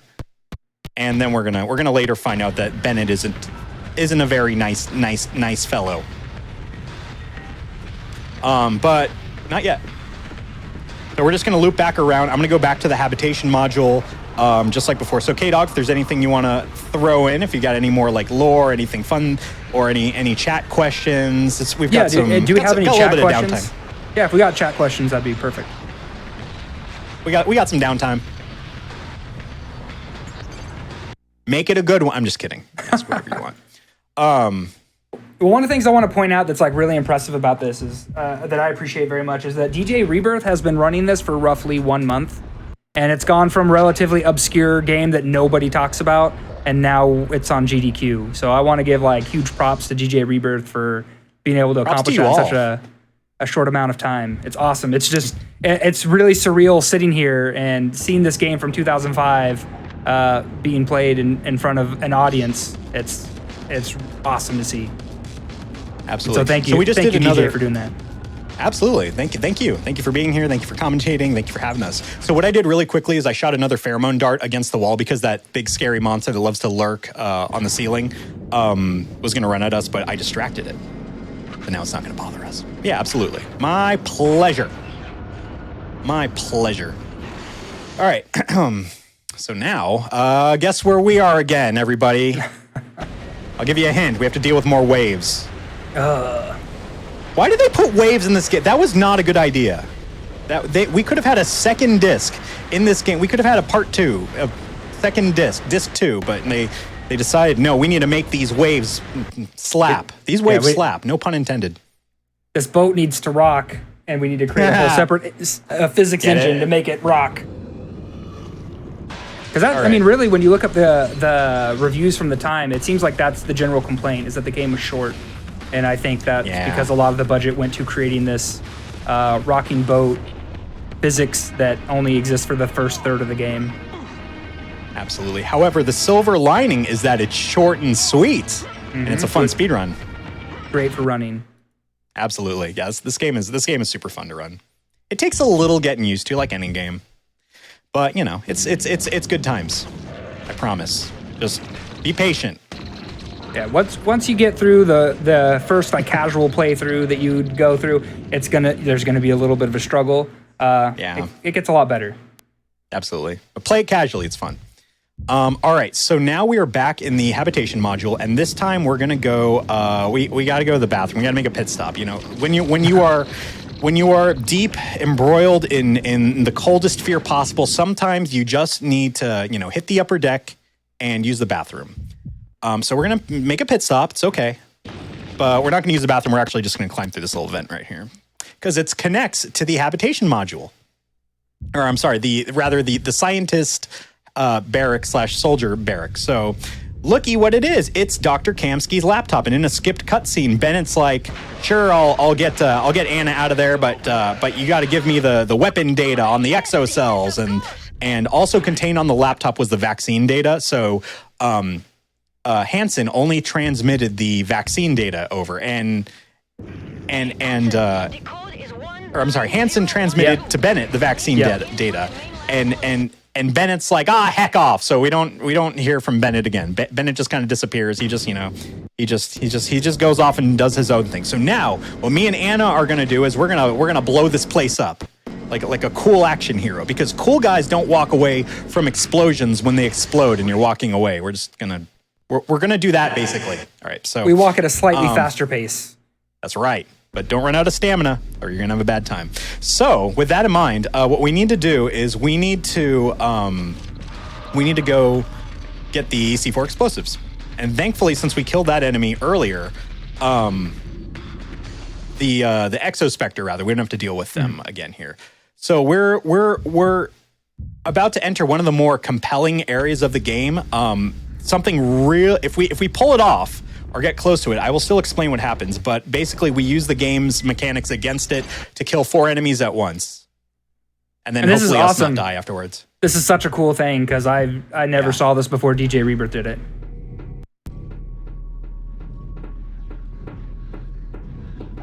All right, so we're going to we have enough pheromone darts. And again, this strat I learned from Weakman90, the PC uncapped frame rate world record holder. This is insane. This is ridiculous. I don't know how they figured it out, but it is really heckin' cool. So here's what we're going to do. We're going to just target right over here, not right next to one of the barrels. Explodey barrels, and we're just going to take our time. We just got to, take our sweet time to go for a leisurely walk. We've been running around a lot. We need to just kind of chill out for a second. And all those dudes are just going to run up to that barrel, and hopefully it does the thing that I want. Please. Yeah, let's go. OMG, that is amazing. So yeah, there is an Hype and chat for that. That's so cool. Oh, I love it. That is the coolest strat ever. All right, so now we just need to dispatch some some exocells, so we can get a door open. But yeah, essentially the strat that Weakman utilized is he made all 4 enemies congregate on the barrel, and then the exomass, does a big angry and hits the barrel, and thus it destroys literally everything, and it's beautiful. All right, so I have a safety save here. This room is terrible. I know I've said this room is terrible. This is the worst room in the entire game, and you will know as soon as we walk in. There's a TikTok clip of me dealing with this room, and it's just bad. It's rough. Explodey barrels. There's explodey barrels. There's explodey bombs. It's the worst, literally. And so what we need to do in here is we need to get the C4 explosive that us in tandem with Anna are going to use to blow this place sky high. So we're going to pick up a nice Uzi gun, and we're going to get the C4 explosive, and then we're going to immediately turn around. We're going to shoot a pheromone dart right here.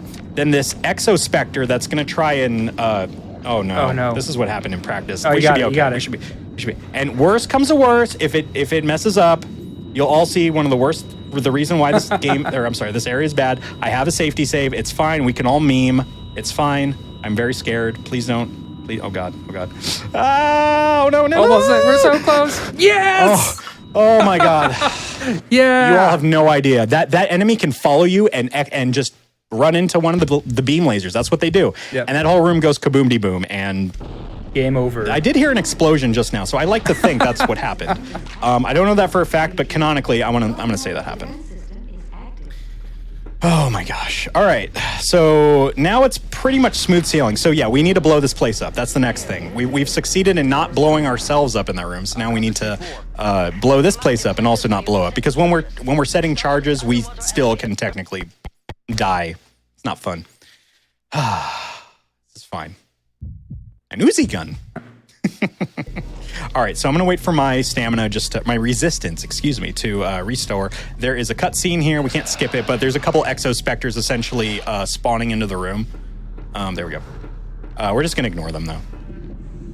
Casually, you can deal with those as much as you want, but speedrun, no. I don't like that.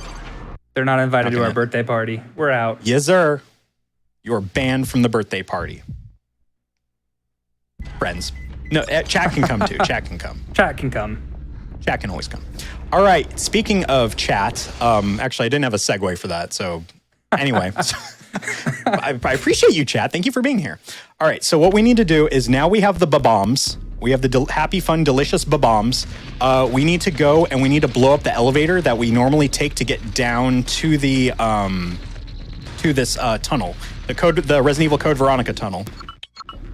So what we're going to do is we're going to enter this room. Now, casually, when I played this, I set the bomb on the wall and I just chilled. I didn't realize the bomb, it doesn't give you a timer. The bomb just, makes noise and then it explodes. So I was just chilling in here and all of a sudden the room exploded. I'm like, huh, that's weird. And then I got a game over, yeah.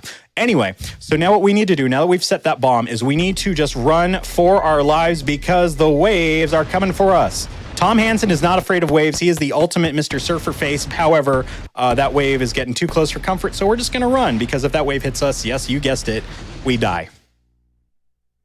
Game over, yeah. However, we didn't, so we're good. We got to do that 2 more times in 2 equally as terrible areas. So, all right, so now what we need to do, again, we need to take this elevator up. There we go. Elevator. I'm gonna face here. I think this is where it is. I've practiced this part. If I'm positioned correctly, the doors to exit will be exactly where we need them. Please be here. Please be here, game. Don't pull a cold fear and make me look. Okay, I was close. Yeah, that was real good. I just had to turn the left a little bit. All right, I don't want to save though. We got safety saves. We're good. Oh heck. All right. All right, so now what we're going to do is, so there is so these X's, by the way, Anna has gone through the facility and marked them. Casually, it's really kind of not clear that you need to go to those and press the action button.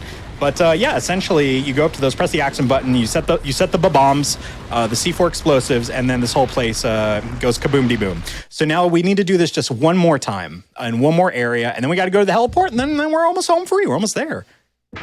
This game goes by so quickly. It's wild. This game is absolutely wild. Time flies when we're having fun with our buddy Tom Hansen from the Coast Guard. That's right, and K-Dog and Ecdysis. And DJ Rebirth. We're having a blast. Yeah. You guys rock.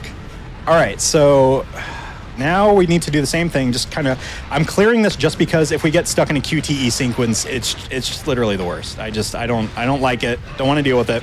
So we're going to go and get some more ammo. And I'm going to sip some liquid death. Blink and you'll miss it. You missed it. And it's our last ammo grab for the game. That's right.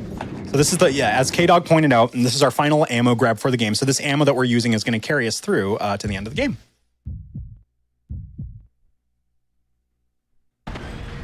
All right. So now all right. Yeah, that happened.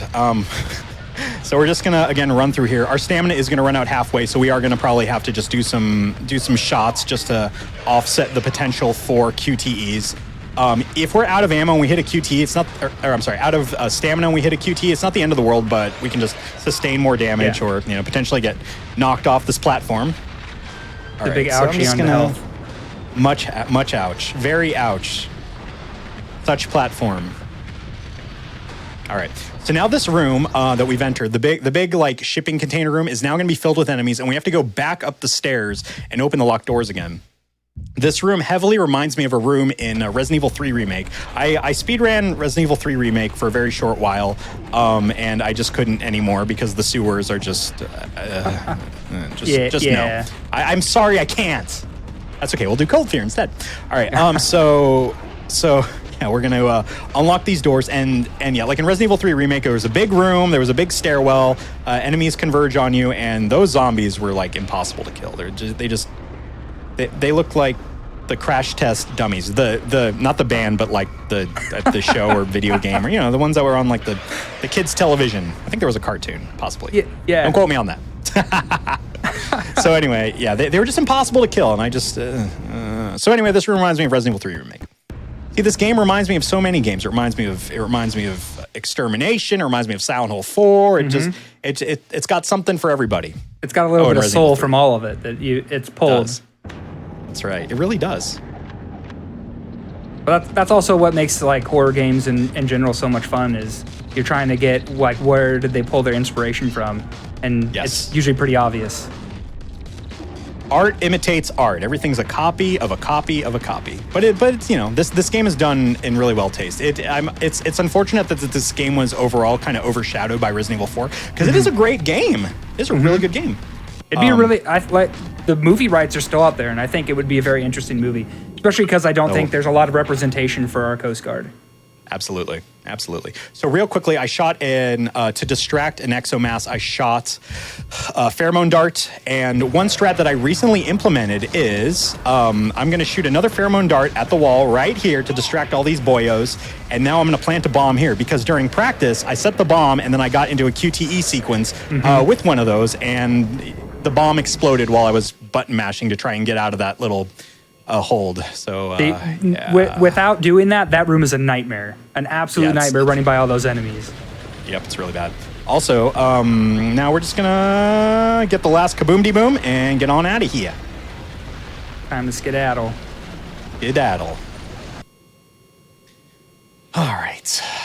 So far, so good. Haven't run into anything. I mean, I've been running into a lot of walls. My movement on this run is not bad, but it could be a little tighter. Although what I want to point out to you all, contrary to popular belief, forklifts can in fact fly.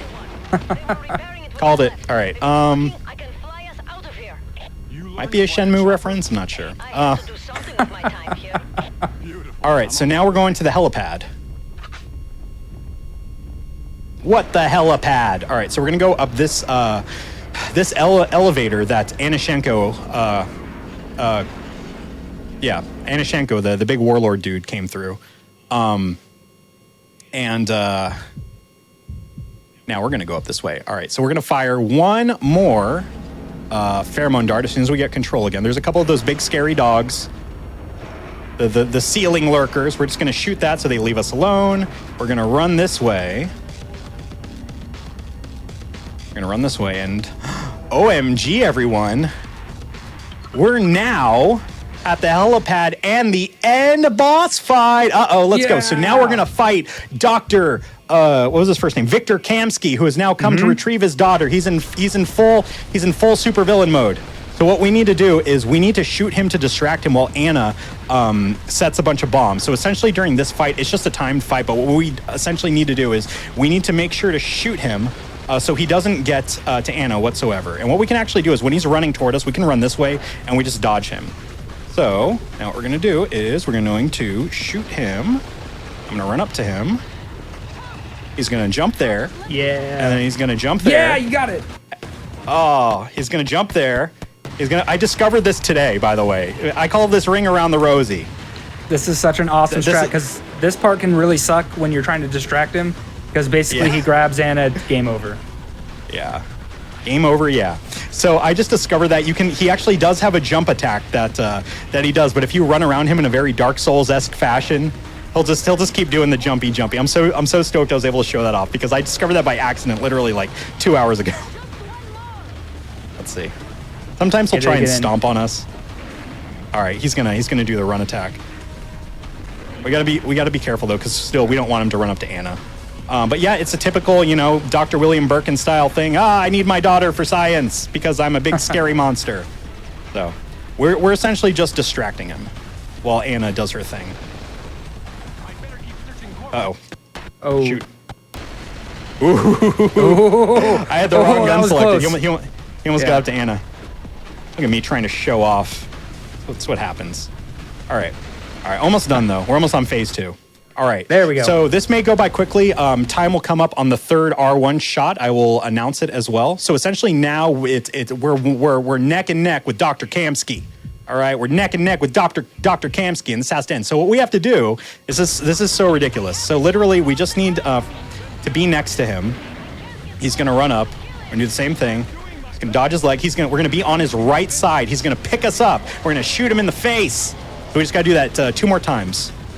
So if I manipulate this fight correctly, we might be able to do this kind of fast. We'll see what happens.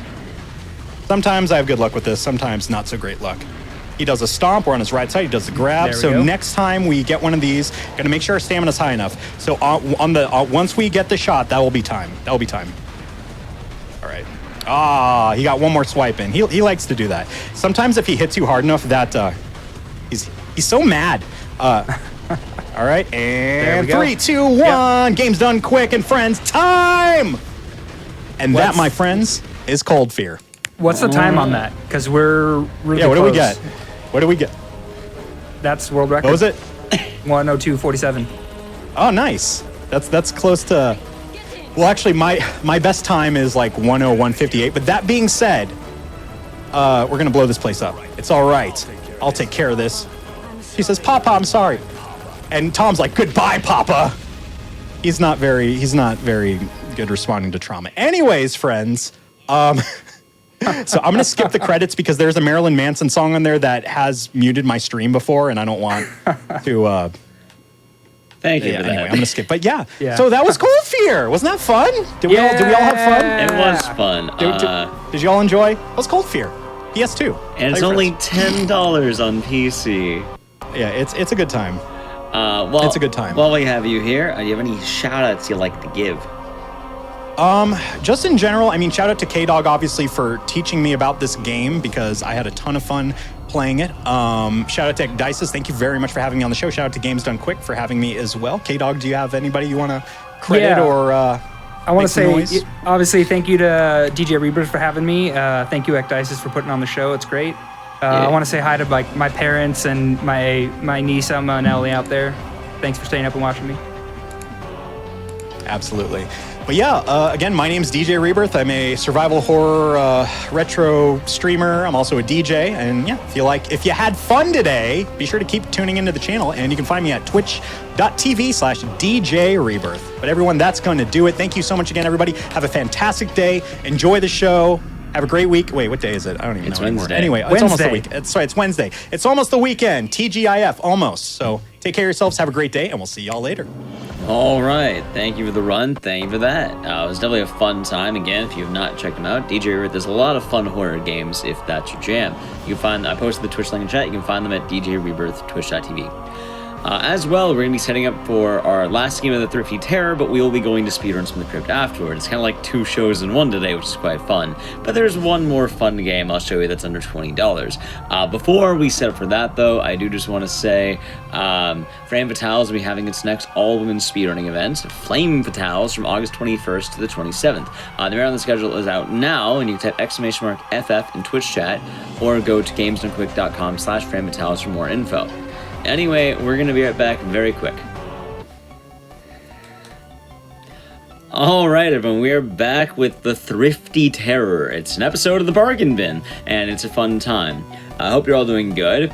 And one of the best ideas I had with this combination is I'm going to be doing a run for you that I think is really unique and really hammers home the idea of Bargain Bin, the idea of the Thrifty Terror. Because, I mean, I have I had the $20 on my desk, I had the $5 on my desk. The next game up right now is a game called Spooky's Jump Scare Mansion, and you can play it at the low cost of free. It is a free game. You can download it for absolutely free. It's a very fun speedrun too, and I have a lot to say about this game. It's a very personal favorite of mine, so I hope that you enjoy the show we're about to do. Anyway, we can hop on over to the game really quick now, because I think right now we might be on the big one of me. But definitely welcome on in, everyone. I'll kind of be showing this off as a runner, but I am Ecdysis. I'm the showrunner for Speedruns from the Crypt. I do a lot of horror games myself. You may have seen me. I was actually on through the GDQ backups because I had a GDQ backup. But as an actual show, and for Bargain Bin, I wanted to show you... Yes, I found the $20. I did find it. But yes, this game is going to be entirely free. Before I begin, though, I do want to say that Spooky's Jump Scare Mansion has 2 versions. There's the HD version and the free version. This is the free version of the game, because the free version of the game is really unique in how the speedrun works. Before I get into it, though... I downloaded this from the website because the Steam version has some trouble with the glitches sometimes. So the one on, I think, Kira's website is just there. Yes, the fat cat. Sorry, let me remove $5 of the dollars from my desk. Really quick, before we begin, you may notice I have on controller support. Now, here's the controller I don't have plugged in, because this controller is the one I normally use for games. Yeah, I just threw it away. It's on my bed. I don't have it anymore. Why? I don't need it. But I do need controller support on, and this is going to be hilarious. But let me show you. Alright, anyway, we can get the counter ready, and you're going to witness some very interesting tech to make sure we're all good. Anyway, 3, 2, 1, let us begin. Oh god, wait a minute! Wait, oh, did I break it? Hold on. I may have broken it. Hold on, wait a minute, one moment. I have to undo the timer. Oh, I got the bug. Hold on. That's, well, you know what they say. That's never happened before, right? How did I Alt F4 that? Oh God, wait, can I even... Wait a minute. Hold on. Not responding, awesome. Okay, there we go, my game crashed. So, there's a neat glitch, and I need to make sure it actually works. I had it working before we began. You gotta love it, right? You know, maybe I do need that controller now I think about it. Maybe I do need that controller. Alright, hold on.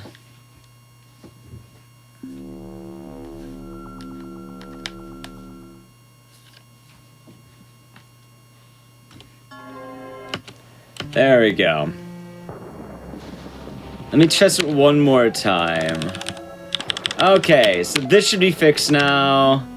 Alright, now we're back to the game. It's working properly, I hope. I'm gonna eat some minor time loss in the beginning just to make sure it works, but we'll gain that back. Alright, so are you ready for the count? Okay. 3, 2, 1, let's go. Okay, there's the spinning, unplug that, and insert. Okay, now we are good to go. Okay, so there's a weird bug with this game, and there's a lot that has to be explained, so I'll just get right into it now that we're here. I did a bug with the controller support. I had to plug in the controller and unplug it. I was wondering, what was that? Why is it so weird? Why is it running good now? So, first things first, a normal load of the game looks like that. That's slow, right? You may know, oh, not that one. You may notice a lot of the game's loads are going by much faster than you'd expect, right? So, this is a particular reason. My stamina is also immediately regenerating. So, this free version of Spooky's Jumpscare Mansion is actually made on something called Game Maker. This is the game engine. It's how they make video games. Also, before we continue, there, now it's gone. The Game Maker thing is just the game's engine. Now, there's a weird thing that was found by a speed... Do I just need to keep the controller with me at all times? I don't... Where did it... Oh god, that vanished. Well, we have 2 now. Well, I'm very glad that the other ones went underestimated, because this is very strange. I'll also say it was working yesterday. The game crashed. Where did my controller go now? You know, I'm not gonna throw it away this time. You stay on my lap. You stay with me. I wanted to have fun. I wanted to throw the controller. Not going to be the case.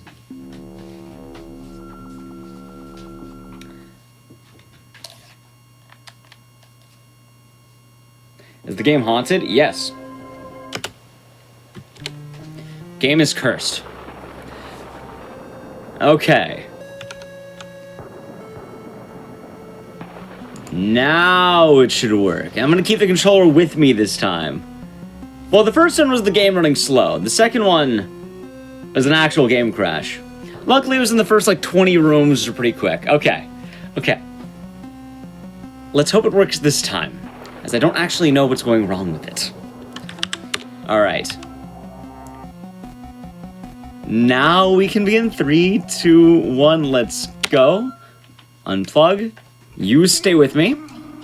It's gonna be on my lap. It seems to work that way. Okay, so anyway, as I was saying, and for, I guess, depending on if we keep these in the YouTube bar or not, I'll explain it once again. This game has a weird thing with Windows settings.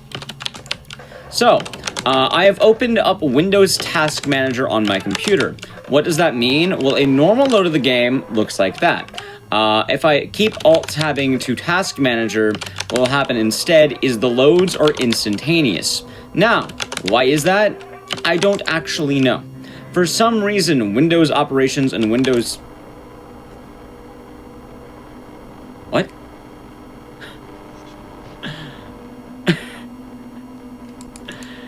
Oh. Huh. Let me try one more thing here. I can always do a backup plan, because I do usually keep a lot of games on deck, but this is a game I really wanted to show. I wonder if running in admin mode to make it work. Let me try one more thing here. We're back here. Because the game should not be crashing at all. Maybe it's got too many screenshots. Okay.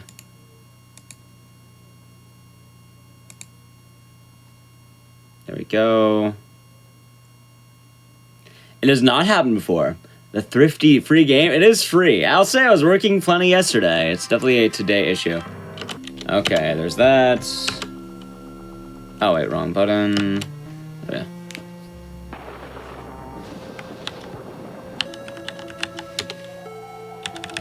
Okay, we look at there.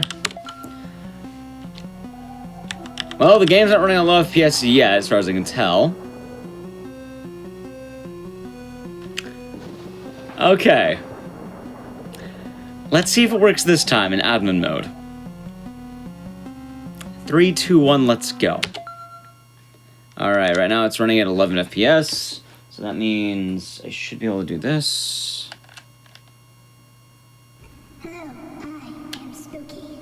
Okay. Oh god, wait a minute. Why are you doing that? Keep the timer rolling for right now, because I do need to do one thing. I need to exit the game again, because I did not have a window in the right spot. There we go. Gotta love this game, right? So this game started giving me issues a while back, and I do not know why. Alright, back to the controller. So as you can see, it's running slowly. There's one other option I think I could try doing. It's a lot of tinkering with it. There it goes. It's faster. Turn on controller support. Turn back on controller support. Okay, unplug that. New game. Timer's already rolling, so that's good. Okay. And then task manager. Okay, so now I'm just gonna see if we can go to 50 rooms without the game crashing, because that's gonna be ideal. Wait, hold on. But now it's not, hold on, it's not working with the glitch now.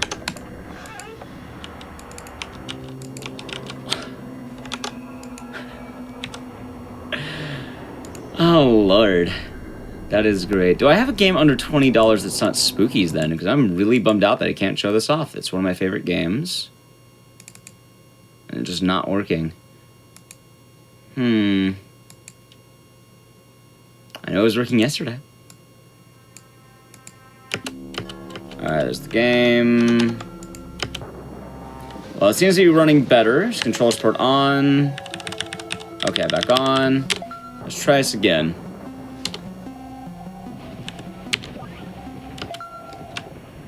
There's the FPS. And I've not changed my setup since yesterday is the funniest part. Hello, I am Spooky. There we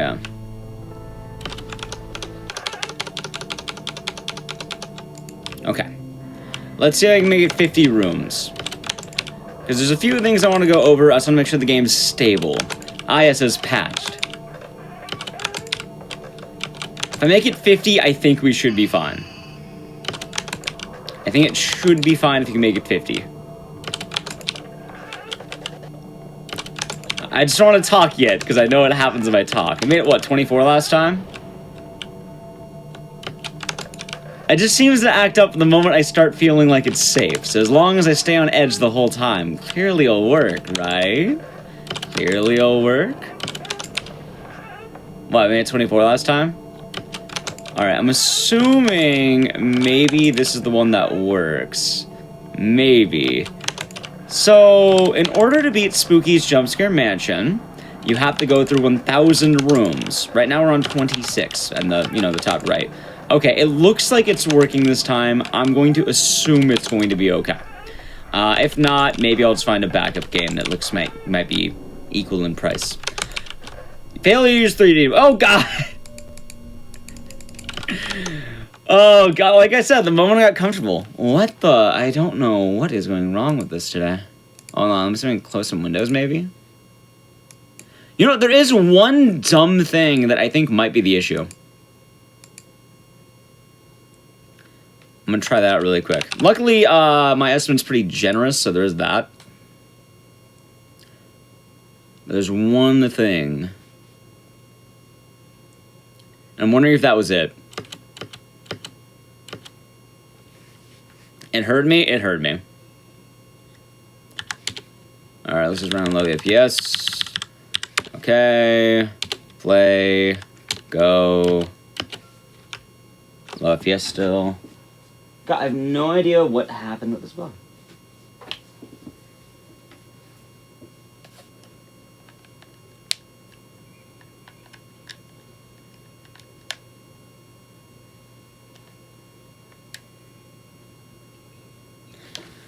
Okay, by the way, I have to do that controller thing every time. It's very, very... Oh, wait, I never opened up Task Manager again. That's right. Should open that, too. Why are you not working?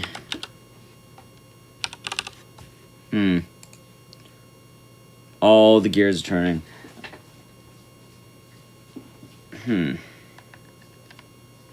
I don't know if a PC restart would work.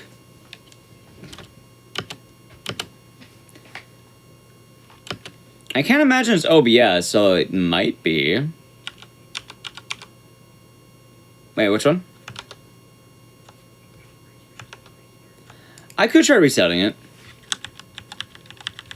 Let's go to break really quick. We're gonna go to break. I'll try restarting my computer, luckily, and I'll see if that works. So, we'll be right back very quick for technical difficulties. Alright, so... I don't know what's with this game. I kept practicing to see if we can get it going. First time I tried, I crashed. Second time, it hasn't crashed yet, and we've gotten further than before.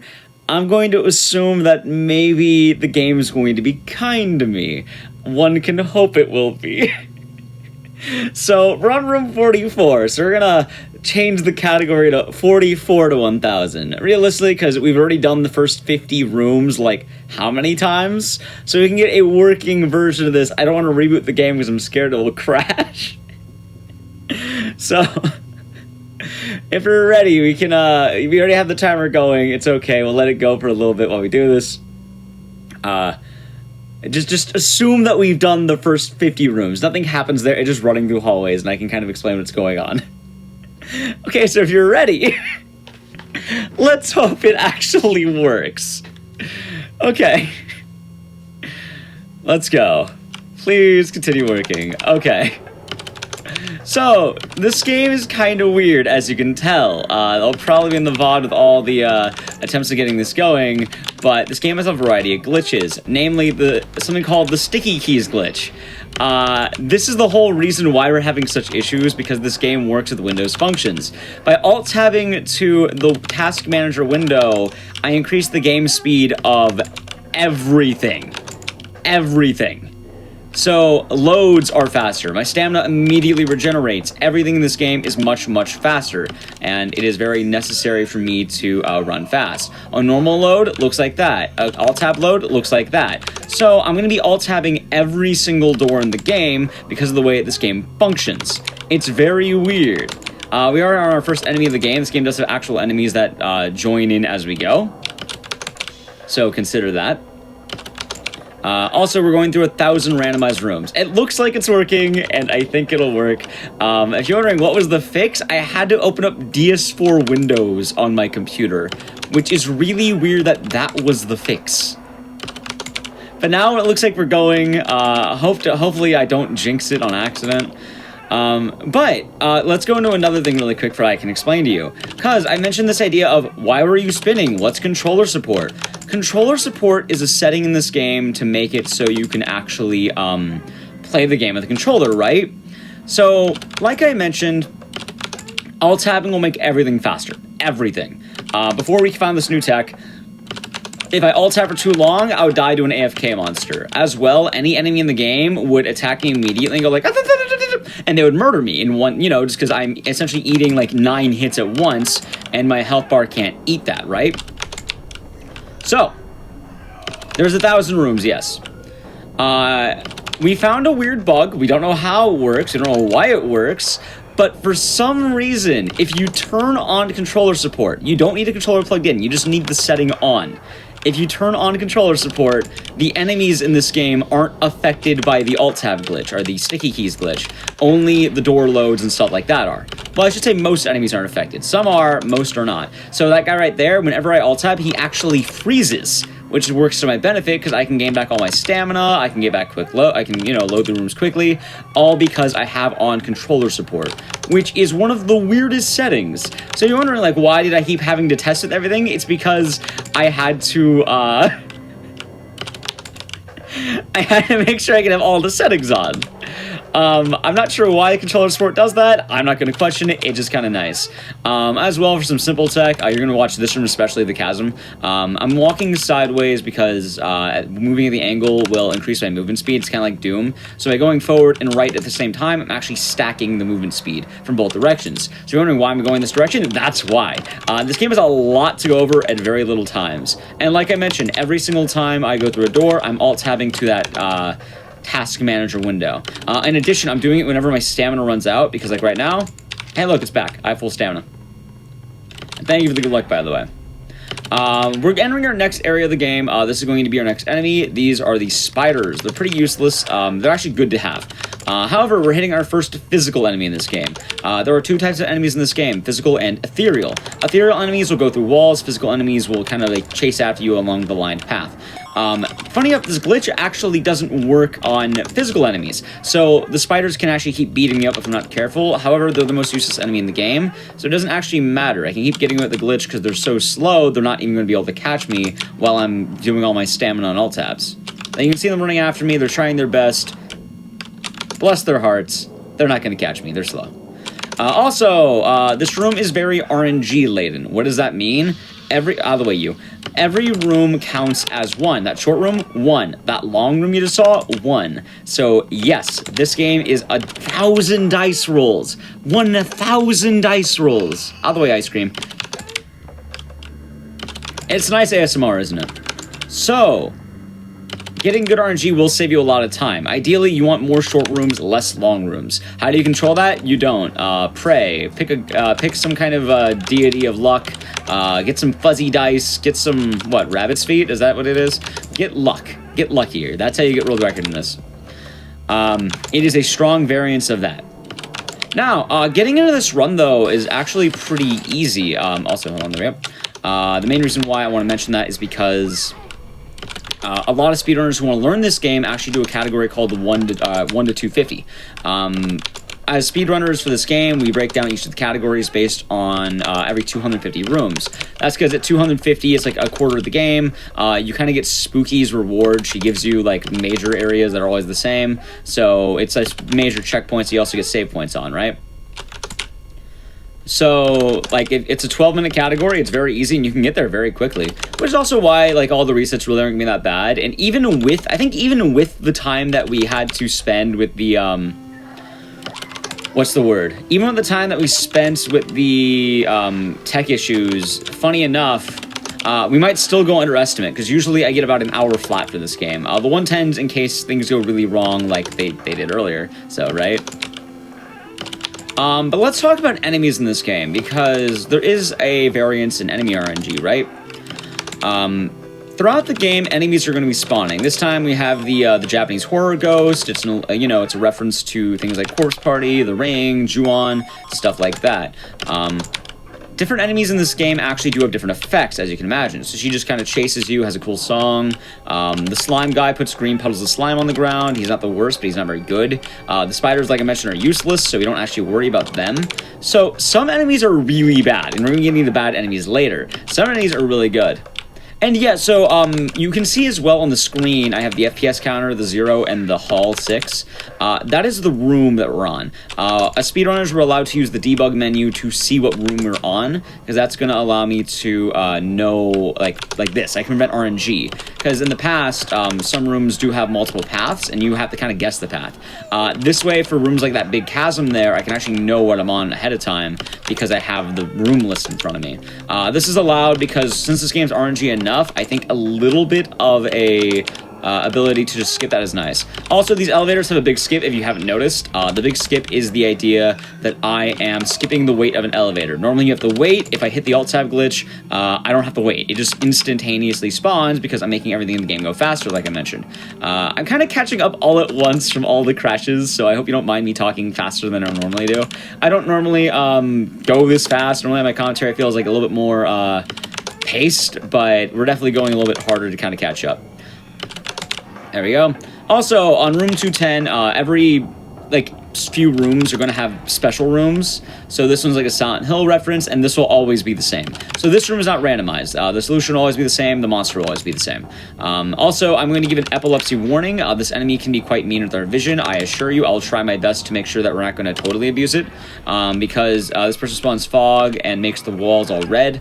I'm not going to be doing the Alt-Tab glitch just to spare your eyes. I do lose some time off this, but I'd rather your eyes not be totally messed up. The reason why is because this enemy, as more time passes, makes it harder to find things, as you'll see right here. They kind of make this trippy effect. This is better in the HD version to deal with. However, you know, it's still going to be a thing that we have to deal with. Luckily as well, this enemy is an ethereal enemy, so I can do alt tabs in rooms like that, and it's going to leave my stamina back, but it's not going to be the end-all be-all. Also, I assure you, the way I'm doing this right now is much better on the eyes. This is one of the first bad enemies of the game. The reason why is this enemy hits like a truck. This enemy is quite mean.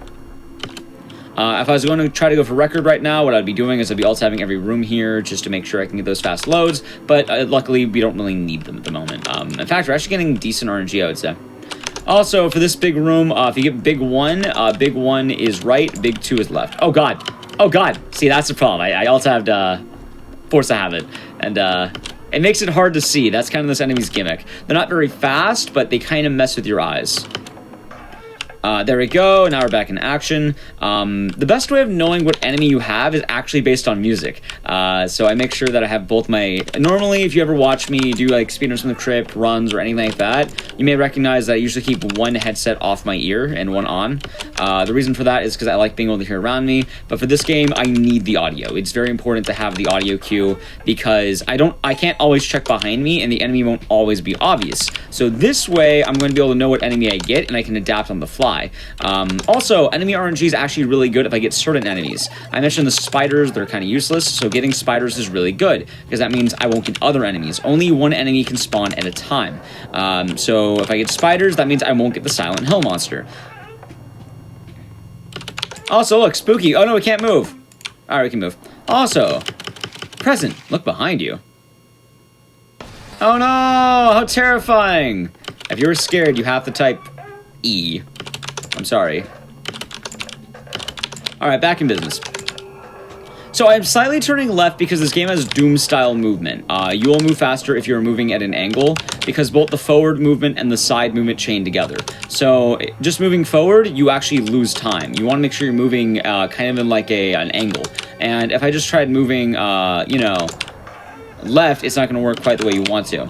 That scream is good. This means I got the slime again. Slime man is good. Also, like I mentioned, this game is a big reference to a various amount of horror games and media. I call him the creature of the Black Lagoon. I think it's a reference to something else, though. But, like, you know, the spiders are Resident Evil. The fog is Silent Hill. And we're going to be getting more references as we go through the game. And some of them are really cool.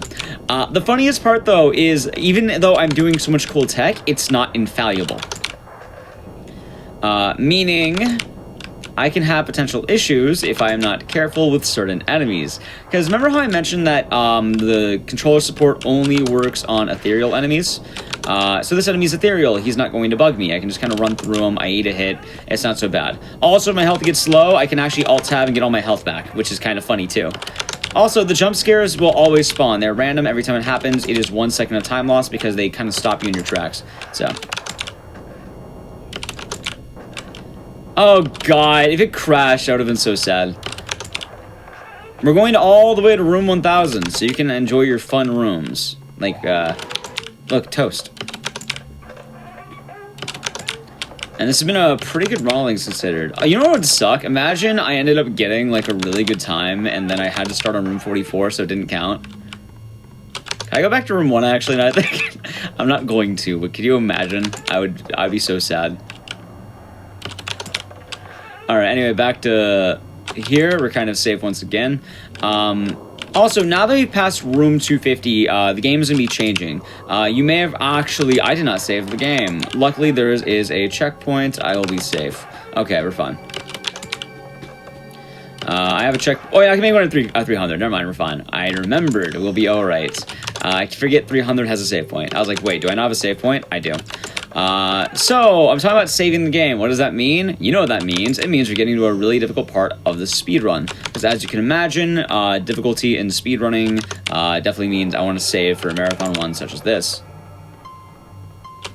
Also, this is a room we have not really seen yet. That is the ding room or the puzzle room. The idea behind that is also, hold on, save.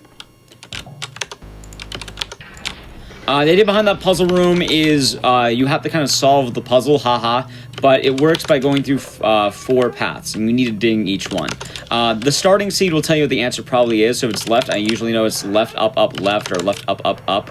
You can normally kind of figure out very quickly if you know the starting value. So I kind of pick randomly, and then from then, I just go for it. Alright, so does anyone remember Ben Drowned, the Legend of Zelda copy pasta? I know one of my favorite runs the last GDQ was actually Nuclear's Legend of Zelda run. And I loved Ben Drowned as a kid. I love this copy pasta. So, it's Ben Drowned, the copy pasta. Love the copy pasta, hate the enemy. So this is Ben. Ben's gimmick is he is SCP-173, the Weeping Angel type, and he is the worst enemy in the game. Why? Ben is the only enemy immune to the Alt-Tab. So, controller support. He's ethereal, but he's also physical. His actual mechanic goes that you can get about 1 bit of stamina before he will try to attack you. As well, you need to continuously look at him. If you do not look at him, he will immediately sprint to your location and he will start hitting you with the needle. He is easily the toughest enemy in the game. He is also the run killer by far.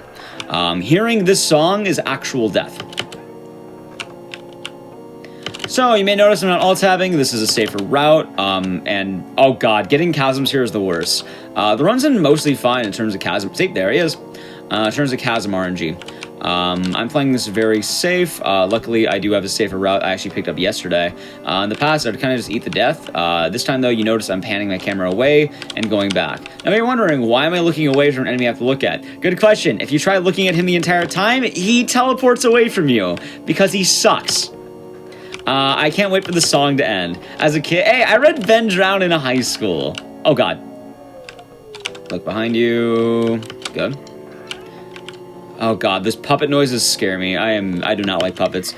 It is... Oh, there we go. Okay, we're safe again. We're good. We're good. So, let's have some fun, shall we? Because I have a fun fact for you. Would you like to hear it, everyone? Remember how I said once an enemy spawns, they can spawn in randomly? So, anytime Ben spawns now is bad RNG. We always have to deal with an enemy for, like, anywhere from, like, 10, 30 rooms. 1 moment. Okay, I got this one. So Ben can now randomly spawn. By the way, Ben could spawn immediately after he despawns. This game does not really do seeds in any way that's really planned. It literally throws random stuff at you. And like I mentioned, the next checkpoint will be at 400, and I need to be careful for Ben spawns. So we're now at the point where getting enemies like the Slime Man, getting enemies like the Japanese Ghost, getting enemies like the Spiders is really good.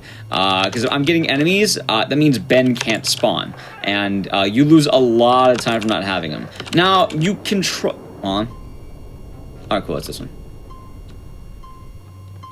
Up. Damn. Hooray for RNG. Got it. So, oh, we got spiders. That's good. You can try to alt-tab Ben, but it's way too likely to death. And normally, especially if you're going for something like a marathon run, you should not be alt-tabbing Ben. So, I hope you're enjoying a lot of the way this game works so far. It's a really neat run, and in terms of like endurance for speedrunners, because I know like I can't run this game too often as like full-blown like world record grinds because I do have I'm not, like, super young. I'm not super old, but I'm also not super young. So I do have to do usually about 1,000 alt-tabs per game. Normally because I have to alt-tab during particular times. So, yeah, 1 to 250 is normally the easier category where it's much less time. You can take more breaks. You don't have to worry as much, and it's just very easy to get into. Also, again, this game is free if you've never played it. This game is very easy, and it's actually part of the idea I had for the Thrifty Terror. I was like, oh wait, Thrifty Terror? Wait a minute, that's really cool. And yet now we're kind of back to a comfortable point. We passed Ben. The game's not crashing anymore. I didn't throw my controller on my bed and curse the run. Oh god, and for a fact that's going to make the highlight reel, I'm pretty sure. As this is going to happen, the GDU Highlights channel is going to show my shame of constant game crashes, right? So here's the thing that's kind of weird. You're allowed to rebind keys, making like a macro that does it automatically is not allowed, but you're allowed to rebind it to something nice. So you can technically rebind it to a foot pedal, which would technically be the smartest thing. So the alt tab does is I'm alt tabbing to task manager every single door. And I'm also doing it during other times to get back my stamina and or health. It is like Cheap Thrills, oh, Cheap Thrills would have been a better name. Oh, I like the Thrifty Terror. Oh, now I regret not using that. I think there's a movie based on that name. But anyway, what the alt tab does is by going to a Windows function, it makes everything happen at very... Oh, God! Alright, fine, I'll respect the spiders. I don't really respect them, but they can have a meager amount of respect. There, the spider's being respected now. Happy? They got their one slap in. The old pat on the back. Wait, there we go. Alright, elevator, and I'm going to save it first, because why not? I'm hitting the point where I'd rather not totally mess up the run, right? So yes, that is how that works. And I hope you've been enjoying the run so far. You know what? I barely got to introduce myself. I did it earlier, but I didn't need to do it much. For anyone who may just be coming in, I am Ecdysis. Normally, I would be putting in little links in chat for the various runners of the show. However, yeah, I'm Ecdysis, so you can check me out at Twitch.tv/Ecdysis if you're enjoying this. I run a lot of horror games. Anyway, this is a, it's kind of just be a reference to Earthbound's Gygus. The idea behind this is you always go left. It does not matter, just take the left path whenever you can take it. For some reason, the doors are always on the left. It's supposed to be kind of like an RNG labyrinth. You're supposed to find the puzzle. Guess what? The puzzle's always on the left. It's kind of a good way of going. There's minor RNG here. We don't really care that much about it because guess what? You just go left. I would show you the enemy, but it is a one-shot kill, and I'd rather not die. It just looks like Gygus from Earthbound. That is his jam. So the whole thing with this run is usually it'll probably take about an hour. However, there's a lot of RNG that can be entailed. Also, some rooms are seeded, so like 410 will always be that. We can get more chasms, and as the game changes, believe it or not, I'm glad you asked, the pools change. So right now, like, we have chasms. Once you pass room 500, chasms will no longer spawn in the game. We'll actually start getting other long rooms. Also, this is a fun glitch. This is the rare room. This is Howard. By clicking on this 3 times and alt-tabbing, we skip it. It's weird, because normally it's just like linger in that room, look all the way around. However, that works. Oh, we got the Silent Hill monster. I won't be alt-tabbing to save your poor eyes. So there we go. Also, imagine, probably Richard could post my link in chat if he would like to. If you would like to follow the runner. There we go. Oh, that's me, so I suppose I'm just kind of plugging myself here. Normally I have a cheekier plug, but I don't have it at the moment. This enemy is also just teaching you about large chunks of damage. That's kind of the main gimmick on this one. I got some bad RNG, but not the end of the world. And like I mentioned, normally with this game, a big thing about routing it is the more you run it, the more you'll kind of understand what you want to look for when you're playing it. Because obviously, you know, there's only so much you can do in a randomized game. However, knowing what rooms spawn and what like normally you want to do per room, like you recognize it quickly and you know the movement you want to do. So normally you'll see a door right ahead, but for some rooms there might be a faster exit because some rooms have multiple exits. So like this one, I know go left. This one, it's going to be definitely go right later, but just being able to react on the fly both to rooms and enemies is a large portion of this game's tech. Now, obviously, if you're going for world record, you might need to reset if you get too bad room seeds because the RNG can be major. So just something to keep in mind. This guy's really sticking with this for a while right now, by the way. Oh no, my eyes. There we go, back in action. I also like when they break the room. For some reason, it just like removes everything. It's just a visual glitch. I don't really know why it does that, but it does. All right, let's go. All right, so we're speedruns in the crypt still, but today we are filling in for the show Bargain Bin because our partner show, Bargain Bin, hosted by Midnight Vesper, had to take off today, unfortunately.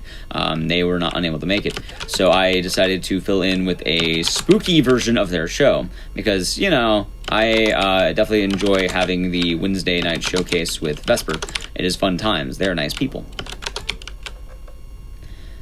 Alright, so the next major change in enemy is going to be after room, 550 will be our next enemy. So we have some time to actually sort of chill. So I guess I'll ask, I hope you've been enjoying this so far. It is quite nice, kind of like an ASMR experience. You're going through doors, you're hearing the clickety-clack of a keyboard, and it is fun stuff. Alright, good. Also, something should be said. Every now and again you'll see a room that says rare. Rare rooms can be good RNG or bad RNG. Why do I say both? It can... Oh, God. It can be good because a rare room will despawn an enemy, like Ben. And in theory, if you're able to get that consistently, you'd be very good. Oh, God. We've had, what, 2 Bens? All right. There he is. He might chase us all the way to 500. Oh, God, Ben. Why? Come on. And this is why I really wanted to show up this game. It's a really, really cool game. Like, I'm very happy we're able to get this work. I definitely want to give, I know it's a bit early, we're not even halfway through the run, but I definitely want to give props to our GDQ tech, Richard. Always a lot of good work put in. And I want to thank you as well, Twitch chat, for sticking with us while we went through the technical difficulties. This game is one of my favorites to run, so it's always kind of a fun time to showcase it whenever I get the opportunity, which is not always. Alright, 3 more rooms. Ben should go away in 2 more. So this isn't so bad because I didn't get a chasm. I can eat a hit, something in the world. Alright, Ben is gone. Alright, we're gonna go through this door and, you know, I really hope nothing else bad happens. We've been pretty good for a while. Wait. Why am I in room 52? Oh. Well, I guess we're going back to the beginning. We're not gonna reset the timer, but, I guess that's never happened before. Okay, that's... Oh, well.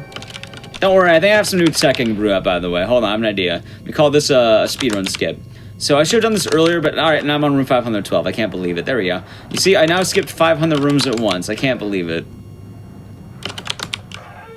I can't believe it, right? How fast? I should have just done that at the beginning. I would have saved 500 rooms, right? I would have cut the estimate in half if I did that.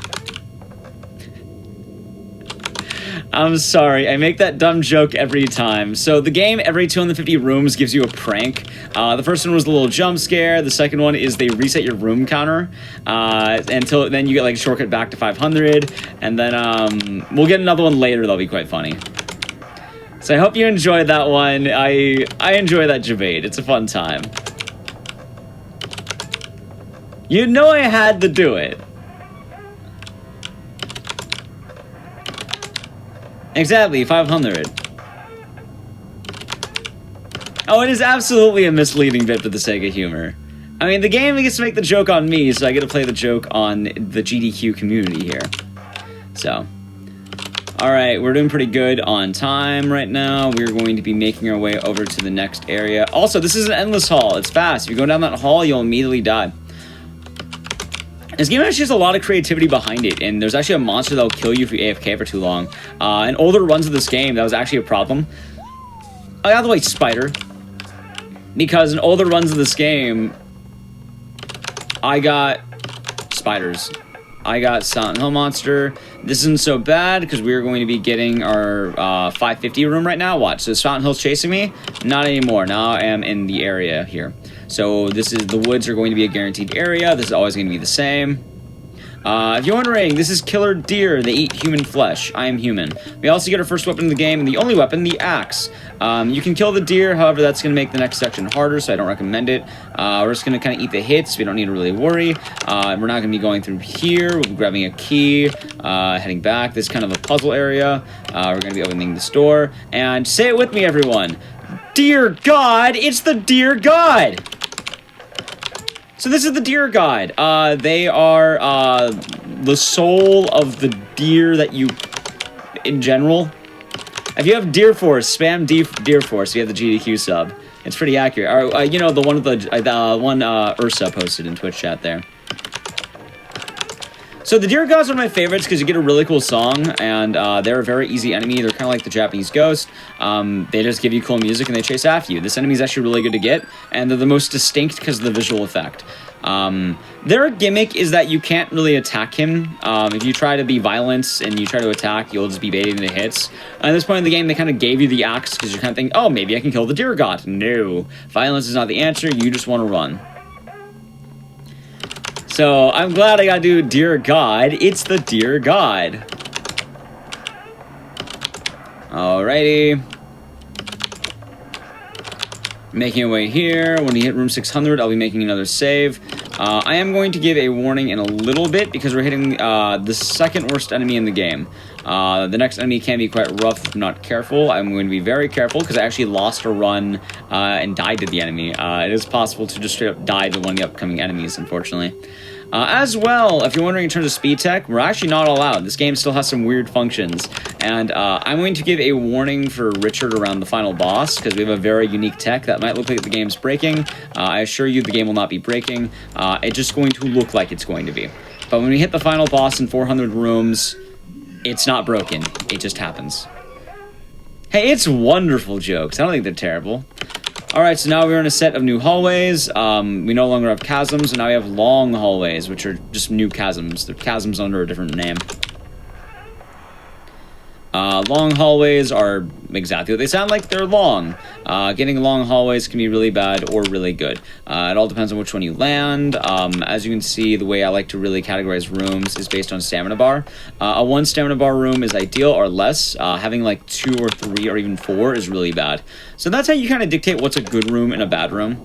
Anyway, this is a reference to general space horror. There will be an epilepsy warning once again because this enemy has one of the most unique mechanics of the game. Because this enemy is supposed to be a keep your enemies close kind of deal. However, for the speedrun, we're not going to be doing that because we can actually kind of break the game a little bit here. First things first, power's going to go off. I'll be using the axe to kind of pass that. Throughout the events, I'm actually getting back my stamina because using the axe actually takes away from that. So, what's going to happen right now is I'm going to be dealing with this enemy. I'm going to be going fast. However, I do need to watch out because if I start taking damage, I have to do it right. Alright, so this enemy is going to give this horrible effect on the screen. Epilepsy warning. It's going to be bad. I apologize. I'm hoping the RNG won't be too bad. So this enemy has 2 forms. Oh god, there it is. Maybe I wait. Wait, am I just going to die? No. Play it safe. Okay. So whenever those webs are on the screen, that means I'm taking damage, and I do not want that. So you can see I'm kind of just holding a slower pace. All right, there we go. The reason why is because you can kind of run away from this one similar to Ben. However, if you get too much of a lead, it will actually damage you. And you can tell that's why I'm not doing the stamina tech here. Sometimes you can get away with it, sometimes you can't. If you have high health, you can get greedy. If you have low health, you must rest. So it's something to keep in mind. Also, it is pretty disorienting seeing that. I am taking some damage. I do need to be careful. Hopefully this one won't last long. Also, you can move during those parts. Still on me. So the actual mechanic of this area is if you get too far, it'll kill you. So what you're supposed to do is you're supposed to keep it close and walk away from it while it tries to eat you. Because it has 2 forms, a fast form and a slow form. The slow form is safe, pretty easy. And I will say if you are interested in running this game, but you don't really want to do the glitches, the HD version does make it better. The HD version does improve this, but the free version unfortunately does not have the accessibility for that. But the HD version I think is still under $20 itself. Oh god. We're just gonna hope we don't get this enemy a lot. I will say, if you want to run 1 to 250, this enemy does not exist. Alright, we're safe now. We're good. Enemy is gone, your eyes can be back to normal. I will definitely give the more, like if I hear the music, I will definitely tell you epilepsy warning. I'll let you know if there's gonna be that flashing light, because I do know that there is people who are more sensitive to that. And that is one of the only downsides of running this game that I do not like. That enemy and the Silent Hill enemy are really bad for your eyes.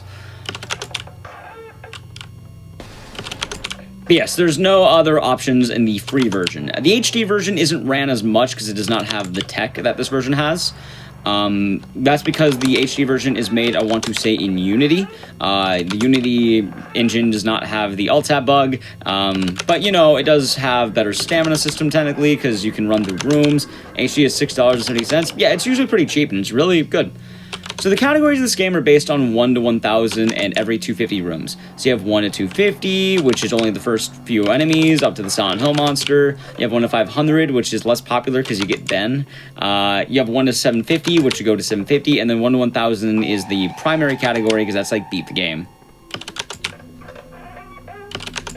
So, right now we're doing pretty good, and I will say that normally the enemy that gives the really bad eyesight problem is less frequent. Normally, you're more frequently going to be getting something like Ben, the Silent Hill monster, unfortunately, the slime, the deer god. It does have a low spawn chance, so there is lucky on that. All right, we got the Deer God. So the Deer God is back, and the Deer God is our friend. That also, like I mentioned, as the game progresses, getting enemies like the Deer God is really good, because that means I just have a series of rooms where I cannot be touched, and that is very good for me. There is some area of bad luck that can happen. It's very infrequent. There's one hallway that you can get where it loops around, and you will always get hit if you go through it. So if you get that, it's a free hit, and normally the strategy is if you get it 3 times in a row, alt-tab your health back. Because if you don't, you're going to die. Because the game will absolutely give you cheap shots. Luckily as well, with also the enemy spawns coming in, we usually get some rooms after that where there's like a lot of leeway, so in the end game, enemies aren't as frequent. And also, one of the upsides about the big category is that with RNG, it's not super frequent. You end up kind of getting a weird roundabout, like, hey, this isn't as bad as I thought it would be, if that makes sense. Because with 1,000 dice rolls, you're more likely to kind of roll an average, so to speak. Now, obviously, that's not a guarantee, but, you know, if you roll 1,000 times, you'll probably see a very even spread of good and bad rooms, unless you're immensely unlucky or lucky. So it's pretty neat that you can, like, that's why I know I can make a 110 estimate. Usually my runs of this on average tend to be about 1 hour flat, give or take some. So the 110 is more just if I get really unlucky, that covers it. Because even with the bad RNG, what will actually happen is you can still make it through unless you get, like, all chasms. At that point, like, what's the opposite of buying a lottery ticket? You should just stop trying, I guess, at that point. Like, don't run the game anymore if you get all chasms, because, like, your luck is apparently very, very bad. And I mean, like, all chasms. Like, not like, oh, brain room into chasm, into chasm, into chasm. I mean, like, for 1,000 room straights, getting all chasms. Because that would be very unlucky. But this game's really easy to get into, like I mentioned. Here we go.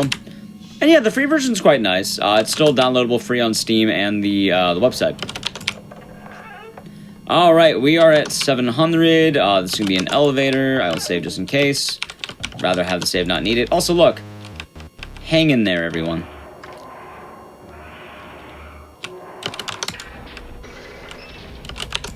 All right. There we go. We figured out what was going wrong. Apparently, I had to open up DS4 Windows. Don't know why. That was the answer.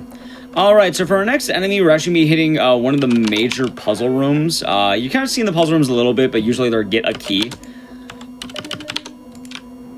This is going to be really like one of the major ones that's, hey, you have a lot more to do.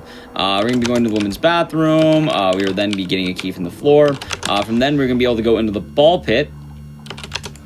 I guess it's more of the jungle gym, whatever you want to call this. What is it? The playpen? It says food force, the food room.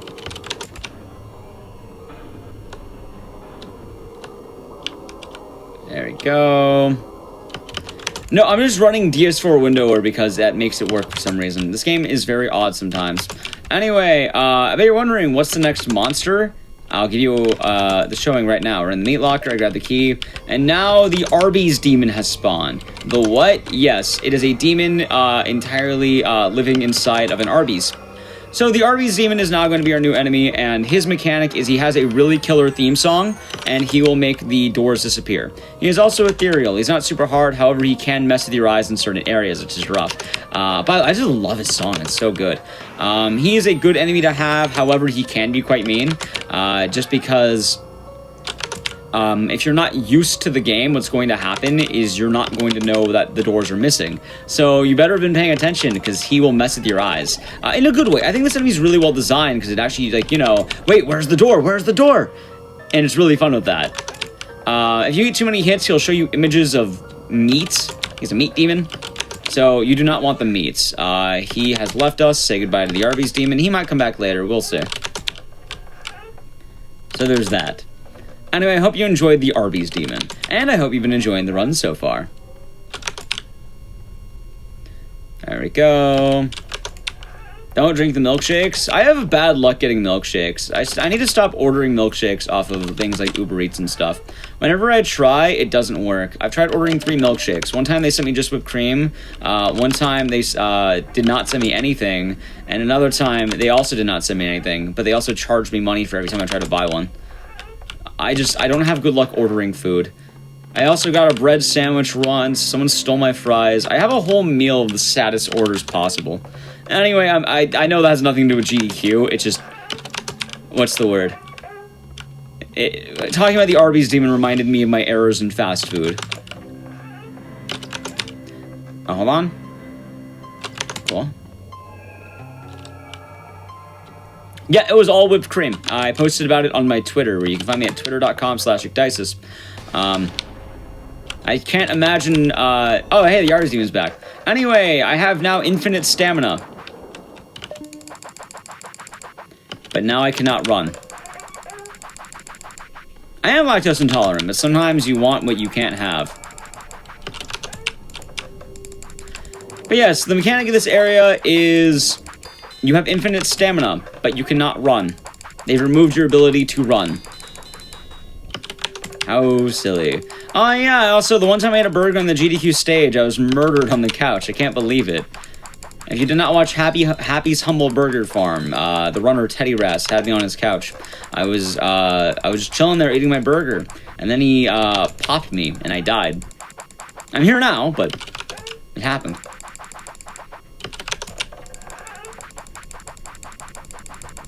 So right now we're just chilling for 15 rooms. I get my stamina back at 765. It's kind of a fun gimmick. We're actually getting pretty lucky because normally long rooms are bad and getting an enemy is really bad. Especially if you get like Ben. Getting Ben here is like a death sentence.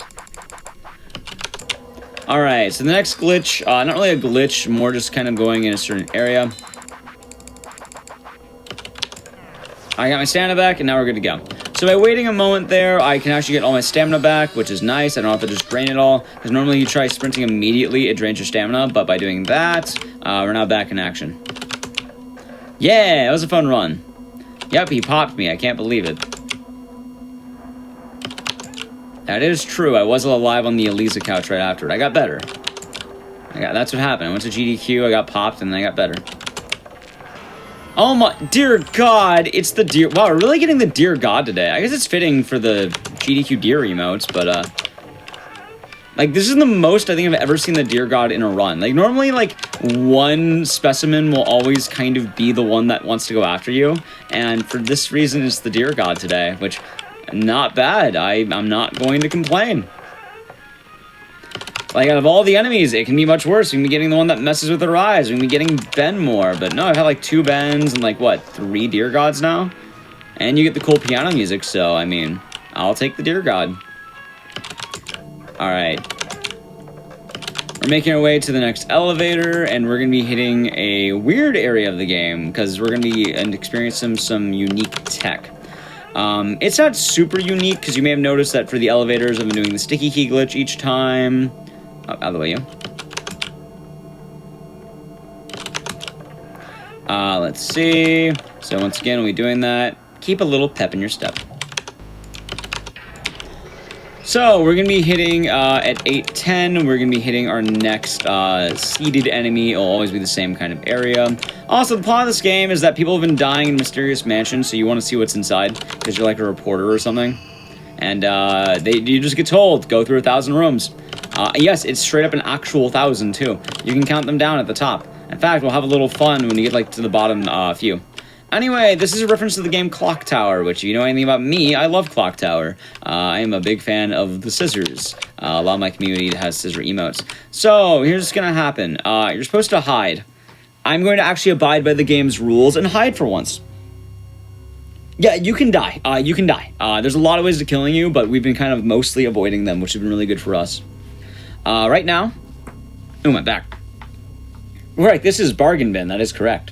And you like Bargain Bin, it is games under $20. So, if you have $20 or less, you can play our... Yeah, I got $20 today. You can play the games today. Also, you can follow me on twitch.tv/ecdysis.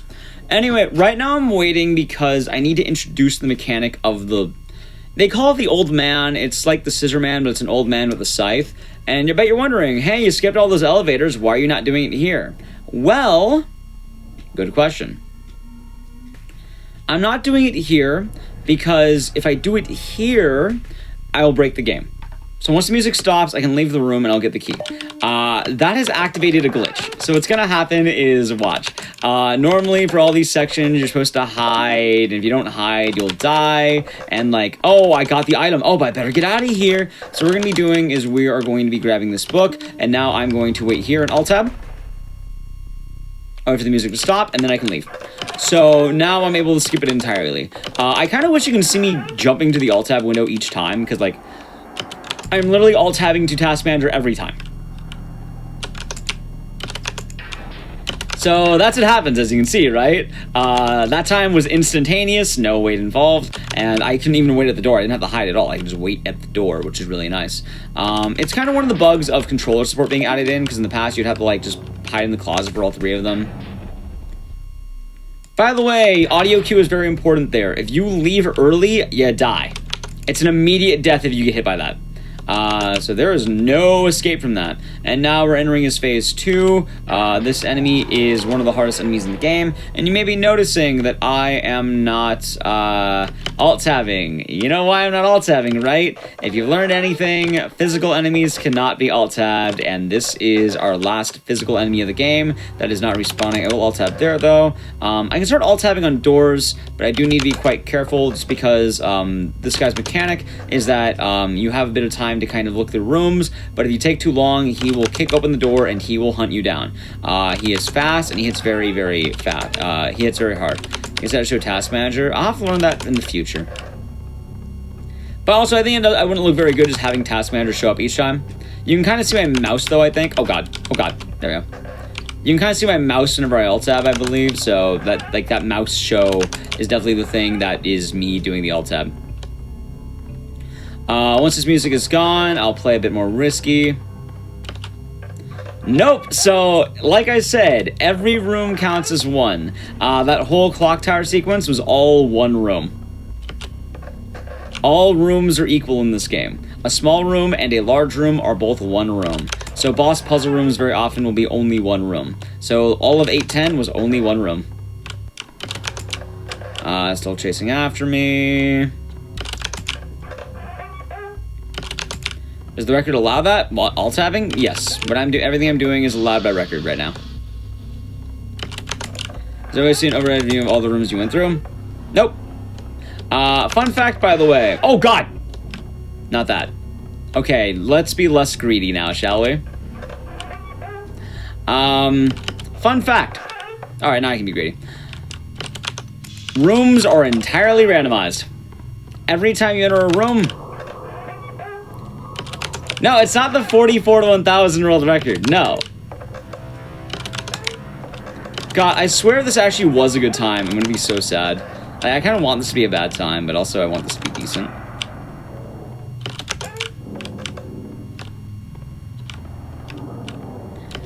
But, as I was saying, though, you can get any room in the game, and they're all just based on seeds. I wish I had a way of seeing what rooms you can be in, but no, there's no tracking. Alright, we're getting closer and closer. We do have one more predetermined enemy that's not the final boss. That will be a puzzle when we get to that. For right now, until 900, we'll be chilling and hoping to God we do not get bad RNG. Right now, it's been pretty decent. Also, the long hallways are gone. The end game, like, it's funny, because the end game halls are actually kind of easier than the early game halls. Are like, once you hit room 50, the game kind of amps up in difficulty. And then from then, it kind of... Is he back? Wait, yeah, he's back. I hear him. Awesome. I love that.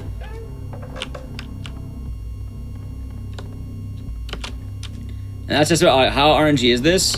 1,000 dice rolls.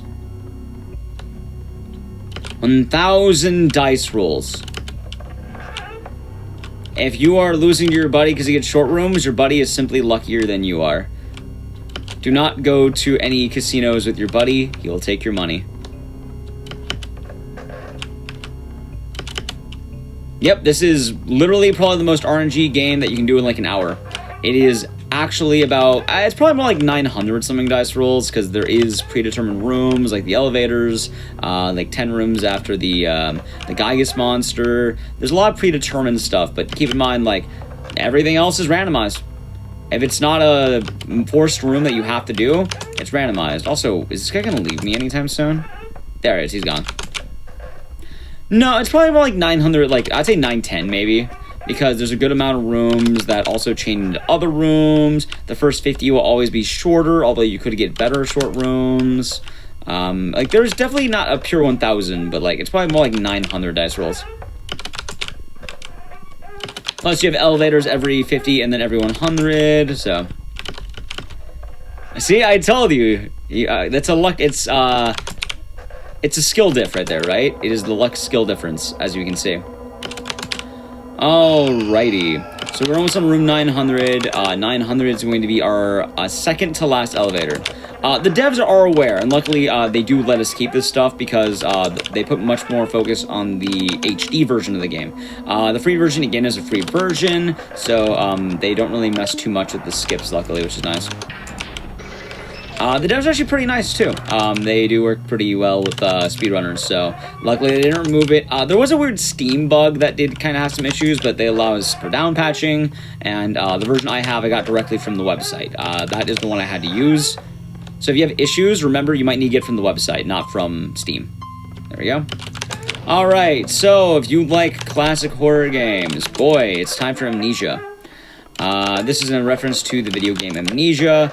This is going to be a puzzle room, and this whole section is going to count as one room. First things first, we need the lantern, which is in this room. It's just like look around for a number puzzle. The answer is always the same. It is 4, 1, 3, 2. From there we get the key, get back. We're going to drain the water. Because there is a room full of water, and I need that drained. So now the water is drained, we can go to the next room, and now I can continue forward. So we're going to be hitting the only area of the game that you really can't alt-tab massively. That you can kind of do doors, but it's not going to be worth it because if you've ever played Amnesia, you might remember this monster. It is a water monster that will always happen. Yeah, people do run Lost in Vivo, actually. The idea behind the water monster is if you're in the water, it will chase you. If you're on boxes, it will not. So, weirdly enough, I'm going to kind of like surf on these boxes, but usually if a room is just one, I can kind of make it. Also, strafe running is very nice. It makes me a lot faster. Yeah, the Five Nights at Freddy's reference is the fan and like the radio thing, I think.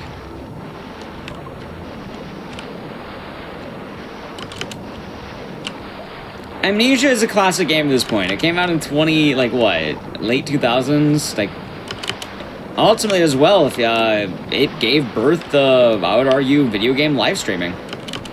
At this point, it's kind of earned its Wheaties, so to speak.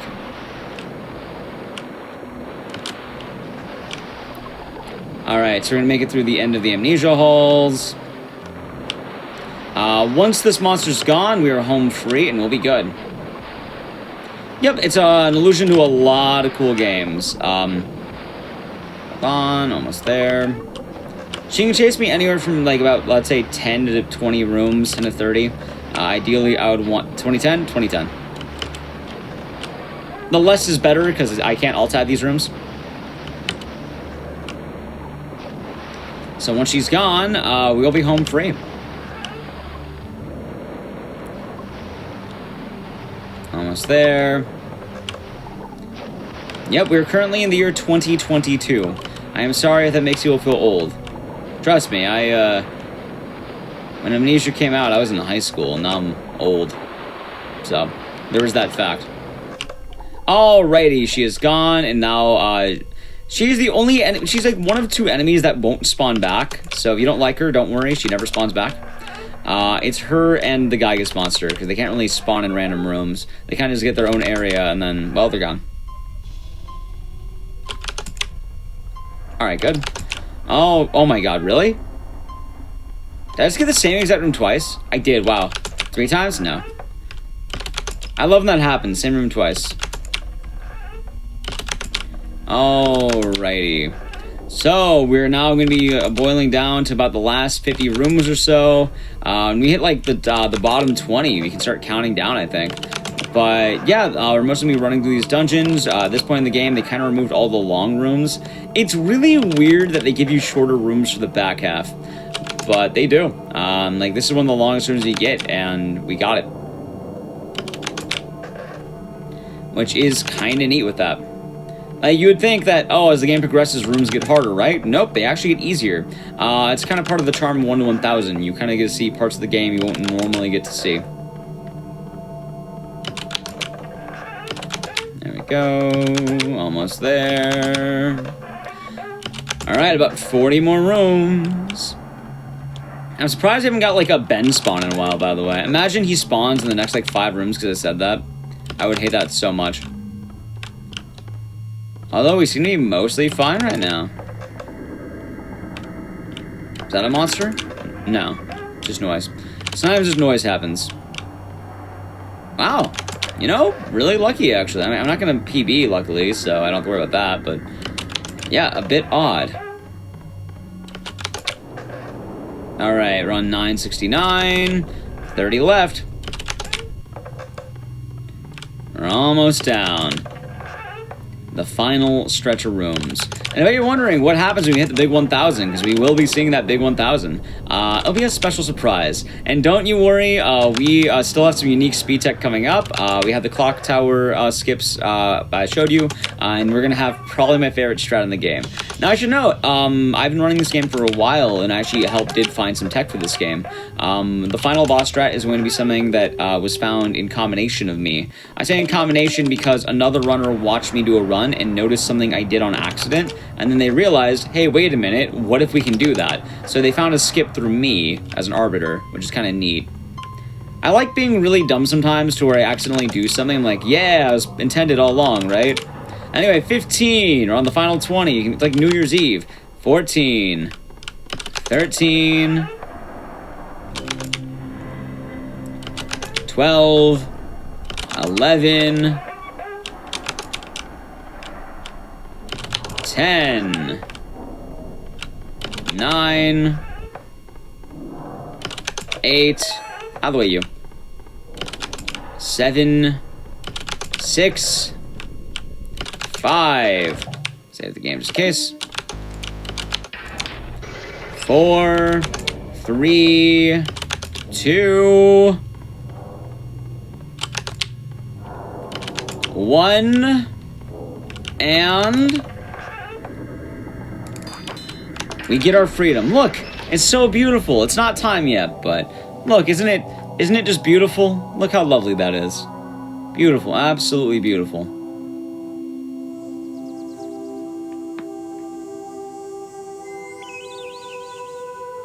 You see, we got our green grass and clouds, and we can walk into the good future. Happy New Year! Yes, Happy New Year, right? Happy New Year. Oh no, Windows Vista crashed! Alright, so we're not done with the game yet. We still have a boss fight. Alrighty. So, the final boss is an actual combat section. Check it out. What's going to happen is we're going to be getting the screen. It's going to say, take to the dead, take me to the dead. This is the final boss. Time's going to end on the final hit, and this is an actual fight. We'll be using their axe. Brand new mechanic the game did not teach you whatsoever. Phase 1 is going to spam these 3 spires. Ignore the spires. Phase 2, I'm going to be dealing with a couple enemies or a shadow hand. I think it's the shadow hand next. Yeah, up next is the Shadow Hand. I just want to do a strafe that will avoid it pretty easily. Up next will be enemies. Now, we're going to be getting a very cool skip. So what I'm going to do is I'm going to do the Ganondorf boss fight from The Legend of Zelda. I'm going to fling it back. And now I'm going to tank my FPS by holding down the screenshot button. I'm going to go... I'm going to murder him. And I'm going to be hitting him 1,000 times in a second while cranking my FPS to 0. By doing so, I skip every phase of the boss fight and... time. So by tanking my FPS, I just hit him infinite amount of times in phase 1. He just dies. By lagging the game, you just get a bunch of hits, and that's Spooky Jumpscare Mansion. I hope you enjoyed it. Just tragic enough for you to become a ghost. By the way, making it this We'll watch the ending here as you finish up because it's pretty short. But I do want to say I want to give a special shout out to a runner named Copy X. They are a wonderful member of the community who helped find a lot of stuff. They found that through, you know, I lagged one time when I was playing this game and they were able to find that glitch because of that. It's definitely a thing in tandem that's quite nice and it's just a really cool fight. We're getting the good ending through this. And as well, if you like the run, check me out. I am McDices. I do a lot of horror games myself on my own channel. I run over 125 at this point. I do a lot of games. I learn new ones all the time, so... I lagged the game by holding down screenshot. By holding F9, I took like 90 pictures at once. And that allowed me to just murder the final boss. Anyway, that's the ending. Again, I've been McDices. This has been Bargain Bin or the Thrifty Terror for today. And we'll be going on to speedruns from the crypt in a moment here. So thank you all for watching, and I guess I'll throw it over to the next showrunner.